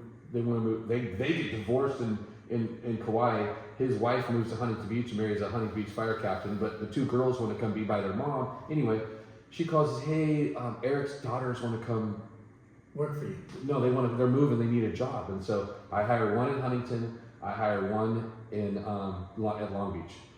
Long Beach girl's already got 2 kids, divorced, she's doing her own thing or whatever. But the girl that I hired in Huntington is 18 years old. She's born and raised in Kauai, doesn't know a fucking soul. This is like 4 years ago, this is just after COVID. She's got a rad boyfriend, she's got the best friends, she's got this great life, and I look at it, I'm like, well, look how cool that is, like their culture, like some of the best friends you make in your life, you're lucky if you keep your elementary school, high school friends, but you meet them in your first jobs or whatever, and we have so many like little cool groups of people, they're best friends because they work at Ola together, and they're going to be friends forever. Not to mention the marriages and the kids. I think we we're in our teens now of how many kids have been created by relationships of people that work together at our restaurants, which is rad. Well, we grew up in retail, and we talk about like work ethic and like in communication with like the general public, skills, and you know the restaurant business. All of our friends, everybody's either worked some, shape, form of, restaurant, from busboy to bartender to service. And then in retail, the same way, and just having to be able to like communicate with people and deal with everything thrown at you. Like in customer service, you bend over to, if you have a good employer and that's what they set the high standard, like you do whatever it takes to please people. The best compliment I ever get ever from my friends or people that don't know me, like when they're just judging my restaurant or whatever, like the best compliment I ever get, your staff looks like they're having so much fun being at work. I'm like, I love that so much. Like, that's right. I can't believe how rad your staff is. Like, they are just like, they're not at work. That's an extension of you. It's rad. That's my favorite compliment I get. And Mahe, the joke at Mahe is, how do I get a job at Mahe? Somebody's got to die. So we got to die. Because they just don't leave. They love. We talked about it back in the HSS early days. We're like, you had to get vetted. Like, you couldn't just fill out a application and get hired. No, you had to go through the hooey. And that's what you want. You want people that are essentially the face of your brand or brands of like, hey, this is what my pride and joy of service and making sure like you got to pass that on to everybody that works. And that's what makes your business so successful. Like food's definitely a factor, and alcohol's a factor. Ambiance is a factor, but competition's stiff. And we've always said you can have mediocre food, and if the service is great, it's the best restaurant you've ever been to. But you can have the best food in the world, and if your server sucks, it's terrible. You can have good. This is our thing. You can have good food if your service is great. That good food is great. Yes. You can have good food if your service is bad. That food is bad. You can have great Michelin star food if your service is bad. That food is bad. Hey, I just went to Ruth's Chris a month ago, maybe not even that, a few weeks ago for our anniversary. Had gift cards, and we're like, bring her own bottle. We know it's like the best steaks ever, and service sucked from the getting seated, and it was just like so bad that I brought a bottle and I set it on the table, and the girl, the poor girl that was like our reception, server, she was like, "Is that your bottle?" Like, did you see me carry it in? And we just sat down at the table. Like, it was just like a snowball effect the whole night. We're just like, started off bad and ended so bad. Okay, so that's really crazy that you say that. And the reason that happens, because when they were this, they were great. But as you grow, and that's one of the things that we've always said, like, if we're going to grow, then we just have to be okay with mediocre, because there's very few places, and it's like Mastro's level. Yeah. And for you to be able to open up in Utah and Scottsdale and Seattle and Portland and wherever the fuck you want to open up, for you to keep that consistency of quality of service, we do it because we're there. I mean, I'm on the floor. The bigger you get, it's unfortunate, but it's harder to recreate the There's success. some really great restaurant people that have some There really are, great stuff. and we don't go out often. We cook a ton because we just So do we cooking now. or whatever. Yeah. But when we do go out, it's like we go out special. And again, like if you look at great steakhouses, whether it's A's or Morton's or Fleming's or Roost Chris or whatever, it's like, okay, it's special. Like there's places where we've gone and the server, like we exchange numbers. Like, hey, we're coming in this night. Come sit in my section, and you create a bond with personnel. It's like, hey, we might only see you like once or twice a year. Right. It's not like we're in here every week. We're ready. That's the level of service where they remember you. Yeah. And It's really hard to create culture once you. And we're not talking about little niche like mom and pop shops. Like these are big corporate like stores. But when you connect with a server, like, hey, what nights do you work? Yeah. Like, I want to sit in your section. Like you're like. Not that you're hooking up for corkage fee or whatever. Like we don't even care. We just want your service. Yeah. And the guy's invited me on like an Alaskan like fishing trip. Like, hey, I got a couple extra spots. I'm bringing my kid. He knows about our kids, and if you want to come, like I'll make it happen. And I'm like, dude, you're fucking awesome. Like I want to sit in your section. And that's what you got to look at when you're trying to employ or bring up people within the organization. It's like, So we hire a lot of local people. That's what we do, and we hire friends of local people. Like if the joke at Ola was, if I didn't coach you when we first opened, you probably didn't get a job there. And I coached a lot of people. So they were all hired. But now I'm past that age, and so the kids that I hired, most of it's kids of family members that we know. That's an easy way to get a job. It's hard to get a job unless you know somebody anywhere in the world. But when I talk to these parents and about working in the restaurant industry, like it is the best possible venue for some kid to get experience in the world. If you can be a hostess at Ola in Huntington Beach, you can do anything. And these girls start when they're 16 years old and they get the best experience. Yeah. I'm so thankful for that. And we both have so many people now after 24 years that are like, the best thing that ever happened to my kid, and now they're coming back. Like I worked in multiple restaurants, as we talked about earlier, and I had managers that I hated, and I had owners that I hated, and I had experiences that I didn't like. Which is my all favorite make thing you is do they yours. come back and like, my favorite job, my favorite boss. You were my favorite boss I've ever had. You taught me so much, or that manager taught me. Working at your restaurant helped me. I'm a doctor now. I ended up going to graduate school, and I'm a professor at Yale. I mean, all It these goes back to your crazy things. years coaching and student teaching, like being a teacher, like you had that in you, like when you get these people coming back. There's not a lot of industries where you're basically doing sales full time. But not only are you I'll tell the people this once in a while. I'll be like, hey, look, if you're a busboy, you're selling yourself to become a server. Yeah. So you gotta sell yourself to You the have a manager. goal. You gotta sell yourself to the other servers by Upper helping mobility. them and all that. If you're a server, you're selling yourself to the table to make more money and make more tips. But like we've had a lot of servers who have gotten hired by big companies because of how well they were at their job. Yeah. So Which is so rewarding, The right? networking possibilities in our It's in our crazy. they get hired by, like, we've had people that leave us and Yeah. now they're like crushing. Yeah, they're like living up Fortune there. 500, like doing big stuff because they were learning sales and they treated people and their customers so well that those CEOs Yeah. and those people they just Okay, I have the greatest quick story. One of our best regular customers at Mahe, she was the chief financial officer for the Capital Group. She started the American Mutual Fund, which is a $4 trillion fund. She lives on the beach in Sunset. You'd never know it.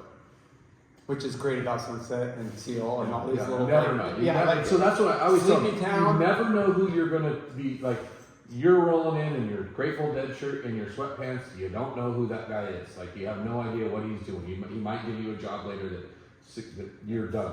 This lady was a customer, and she at Mahe, and our prep chef, we'd get a flat of mushrooms in, and usually you cut enough mushrooms for half the shift for the salads, and then you cut another half mushrooms. Well, we had a new prep chef in, he was trying to do it, so he got a flat of mushrooms and Did them all. He cut them all. You got to know. And nobody paid attention to it. He put them in the Cambros in the walk-in, and Brains. mushrooms turned to gray like in a day. Well, she came to me, she's like, Toby, everything's so great. I love the restaurant. She'd already been a regular customer a little bit, and I said hello, and I knew who she was. But she was like, look at this mushroom. And I'm like, oh my God. Her name's Kathy. I said, oh my God, Kathy, let me figure out what's going on. I went back in the kitchen, found out that prep cook, bless his soul, He was trying to be over Right, Get ambitious. ahead of the game, yeah. trying to take care of stuff. Well, taught him that mushrooms go bad. Well, I fixed the mushroom problem. I became friends with her. She has taken Tony and I, and I've benefited more. She owns the largest sport fishing yacht ever launched in the United States.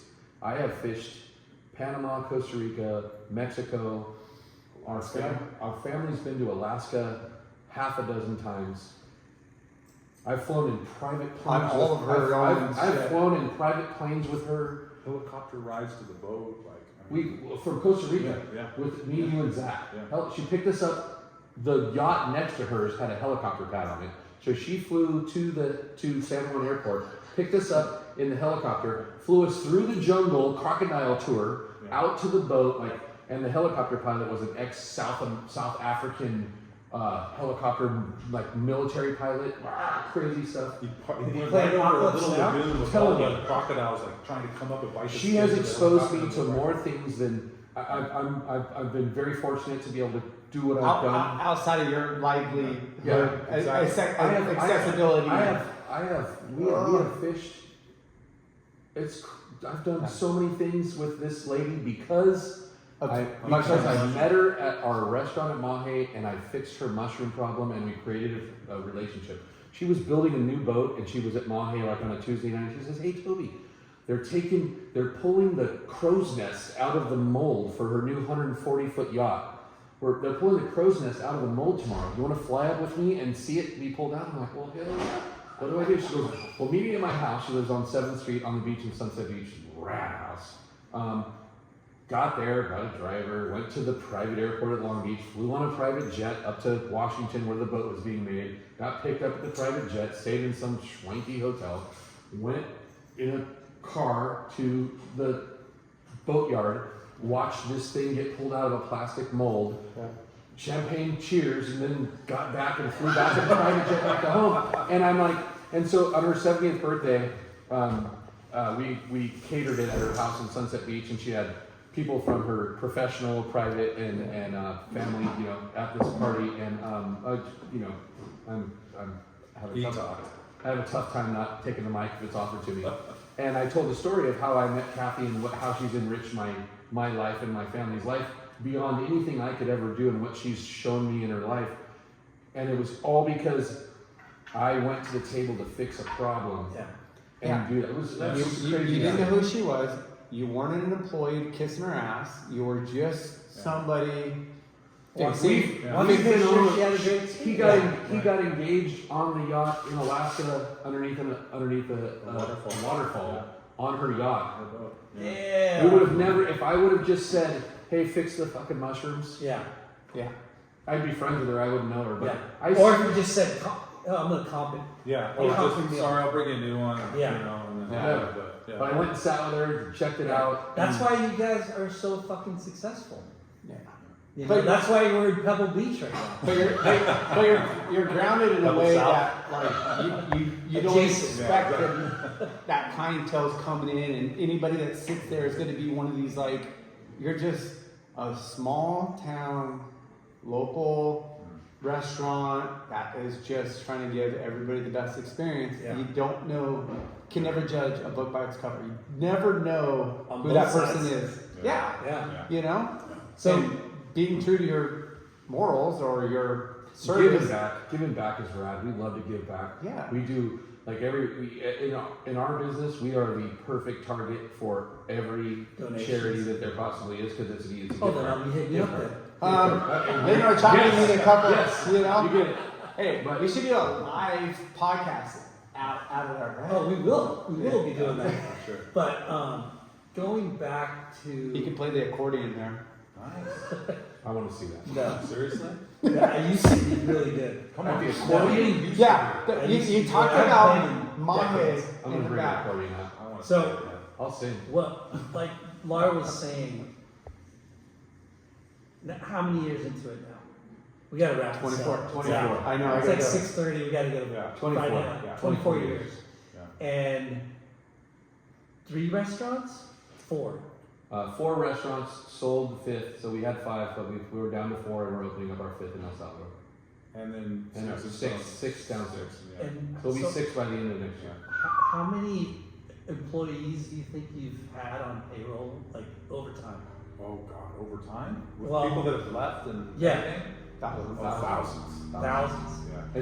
Especially in our industry, it's your first job, which is rad. Yeah. We are so many people's first jobs, and so when we get to be their first, I want to be somebody's like, my first job was my favorite job I ever had. Yeah. Yeah. But it's thousands. Yeah. It's thousands. And think about that. Think about all those people that you've employed that learned valuable lessons at your, at the restaurants, like we talked about. Because We're gonna start doing a Mahe like reunion.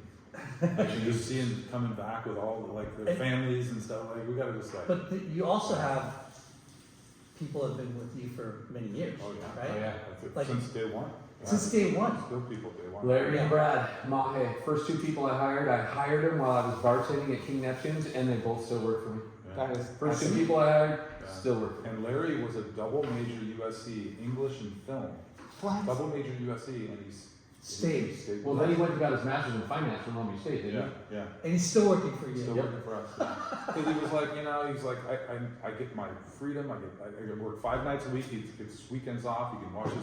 I will tell you right now that Larry Sunday. pays $1,200 a month for his 1-bedroom Yeah. apartment in Yeah. Sunset Beach, and he has over $5 million in his Yeah. I guarantee you. I bet, yeah. Yeah. Without a doubt. Yeah. Without a doubt. That is so But rad. that's what we love about interviewing entrepreneurs like yourselves, because everyone's dream is You're to- building your own dream, but it's a lot but of you're others. also giving to so many people, creating livelihoods and opportunities for thousands of people. Right. 24 years in business, and here you guys are, And- still loving your jobs, Yeah. right? And knowing it's a stepping stone for most, Right. and those are the most impressionable like years and work ethic and camaraderie and vibe and all like all that carries with you. Like we talk about it from Service Corp, like all the nights and days we're like, I can't believe we did all that, and and like everybody went on to graduate from college and work at different brands and do you're still part of kind of like Family. yeah, no, for sure. Like family, but Because at HSS, he worked there, he's served for him. I worked there for 12 years, and it's funny, I managed a lot of people, and like you said, like, oh man, there's some people that have come up to me and they're like, dude, you guys made work so much fun. Like we learned so much from you guys, and in my mind, I'm like, we taught people what? Like, Yeah. we're just, Like, right? we're Yeah. just fucking around. We're Yeah. just having fun. We're working That's what hard. we do. You know, like, Yeah. but we, when that happens, and that's like one of the signs of like success, right? Like you said, like that's one of my favorite jobs. Or your employees look like they're having fun. They don't look like they're working. They're having fun. Right. Yeah. So, Yeah, hats off. congrats. Yeah. I mean, So that's thank you very much. Yeah. that's Thanks for letting us do this with you guys. No, this No. has been so epic. Yeah. And Yeah. it, So what's the next? El Salvador, So Sticks and Stones, El Salvador's going to open in 2 weeks. Yeah. We're on the pier. and that's called Sticks and Stones. No, El Salvador is called Legends. Legends. Okay. Legends, and it's on the pier in Surf City, which is La Libertad. Mm-hmm. And it's got just an outstanding fat right break that you can see right from the restaurant. Killer waves. Yeah. And is, that there's the, 9. is that the contest way? Yep, there's 9 events there a year, and then in this spring we're going to open Sticks and Stones, the sports bar downstairs at Pacific City, where we're going to have we bought the most amazing pizza oven. We're going to have great pizza, great burgers, amazing salads. Nice. I think my wife has already said she's in charge of the Yeah, salads. 4 full-size golf simulators, so you can play golf on there. Yeah, lots of events. So, Yeah. I mean, outside of just knowing, I forgot you guys were telling us We've- about that. we've talked about Pacific City on like as a local, like, hey, we'll go down there every once in a while. There's no good sports bar. There's no good like venue to really have engagement outside of eating and drinking. You know, Yeah. like, Yeah. It's an activation. and yeah, like It's you an activation. need. That's why we took over all that extra space next to American Dream, so we took that over so we could. So The rad thing too is, which I don't know, it's gonna. We've always put our pride aside. It's like, what does the customer want? That's what we do. Customer wants more sushi. Let's make more sushi. Yeah. Customer wants street tacos. We make street tacos. So in the golf simulators, the technology also has soccer, football toss. Yeah. Yeah. Like it's got every sport you can Kick imagine. field goals, hockey. You could hit Yeah. hockey goals, and I mean, Yeah, so Yeah. it's kind of cool. So it's gonna be something else to do at Pacific City, and Yeah. each bay you can put 12 people. So if you wanted to, you could have 50 people take over that whole space, have a big party, and play football or play soccer or do I whatever gotta you be want to do. honest. The only restaurants worth going to at Pacific City is Ola and Bear Flag. Yeah, I haven't been to Brant yet. you'll love it. we love Yeah, it. I'll have to We love Bear give that a Flag, go. Yeah, good. Blue Gold's okay too, but I feel like it's kind of bougie. Yeah, Yeah. it's not as What warm other and restaurants inviting. is there? They But got- they- those are the 2 anchors Yeah, of yeah, for sure. what makes Pacific I City would, go. Simsies is good too. Simsies Well, I like yeah. some of these too. Yeah. They're good Yeah. people too. They do a good Yeah. job. Yeah. But that I just meant the whole development complex like needs. Something else. Well, Activation. It needs to not just be retail and food. It needs a little bit more engagement, whether it's youth or 21 Dave and plus. Buster's? Are you asking for Dave and Buster's? No, I mean, Well, That's all right. honestly, if you Sticks think and about it in Stones our is day, good. Yeah. when we were young, before cell phones and everything else, and if you lived in a city, like if you lived in Lakewood, or you went to the mall. Yeah. People went to the mall. If you lived if you lived in the valley, you went to the mall. Yeah. Like there's nothing for kids to do, and as much as we don't want a bunch of teenagers hanging around the mall, there needs to be stuff for families to come do. And I have to tell you right now, what the management at the Ola at Second and PCH, they've kind of embodied that. Like the they're roller trying to skating get, ring. I mean, they're trying to Dude, get that was a everybody. Pixar thing. That was a Pixar cut. They do Yeah. concerts. They do all these like live stream movies. They just do a lot of stuff to bring the families in, and that's kind of what like Main Street does the Tuesday night. What's it called on Tuesday night? Local Yeah, Tuesday or whatever. Yeah. Local market. Street night. Street Market. Yeah.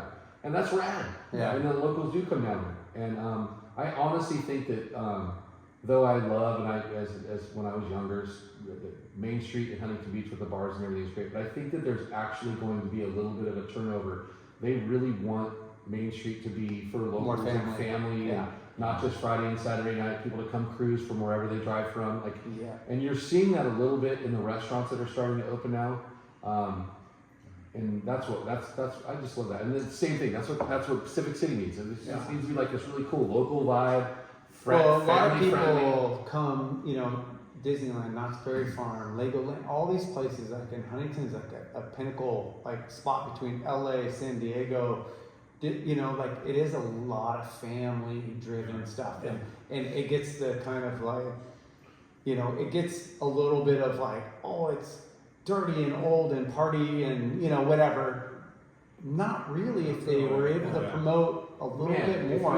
You just said it. Like, Knott's you could- Berry Farm Disneyland, the amount of visitors we get every year that only come to walk on the Huntington Beach Pier, Yes. it's astounding. And so if we can really what we're not capitalizing on is those people. We're not offering them on Main Street or at Pacific City a reason to stay in Huntington Beach as much, and that's what needs to change. It's like those people are coming to have that experience, and they get You go stay in Stanton or Anaheim, and you're like, wow, that much, and then you could go almost stay for the same price and have an ocean view or be on the beach and like have a little bit more of a interactive family atmosphere. Huntington's definitely upgraded past couple of For years. sure. Well, the 3 hotels along the beach, we get a lot of business from them. And It's great. Dude, how about freaking Love it. air show? I mean, this year was A bust. This year was, Fuck. oh my god, so Yeah, sad. it was a bust. Take this year away. The Dude. busiest 3 days. Yeah. Take the The 3 whole days year of the air gone. show. Yeah. It's been the busiest 3 days of every single year until this year because of the weather. It's brutal. It's brought so much great commerce to Huntington Beach. It's our busiest 3 days of the year every year. Hey, In October. It blows away summer. I like Air show. it is Like, as an adult, and I know my kids, and everybody looks at that, and it's almost like another 4th of July, Oh my you God. know, as far as it's 3 seeing days like, in a row, 4th of July. Yeah. but it's just like the energy, I wish we could get that same energy back for the contest, for the surf contest. Yeah. it might, yeah. I know they had to regroup and This year was kind of good. it was This okay. year was better. It was okay. Better than when it was. Better than last year. Yeah. I just think For a while there, it got stagnant and low budge. Do you remember the heyday? Oh yeah. No, Do you remember? I was do you remember, working. like just piles of people on the Yeah. sand everywhere and just stoked. that's the industry. That's Yeah. that's a you know the The circle ebb and of flow. yeah. Yeah. All right, we gotta go. We got Well, Friday night keep lights. No, we would love to. Good luck. And anytime you guys want to promote or come back on and talk about the next like venture or whatever, dude, Well, we'd we're love going it. on location. We're going to El Salvador. Yes. Yeah, Brett Barnes. Yeah. Look us up. Oh yeah, we're going on location. thank you, Yeah. Toby. Yeah. Thank you, Tony. Got it. Mahe, Ola, Sticks and Stones, Yeah. You break my bones. Legends. Yeah. The list will keep Did we do 3 multiplying. hours? No, don't say We that. sure did, Don't say dude. that. We sure did. Okay, peace out. Peace. Bro. So good.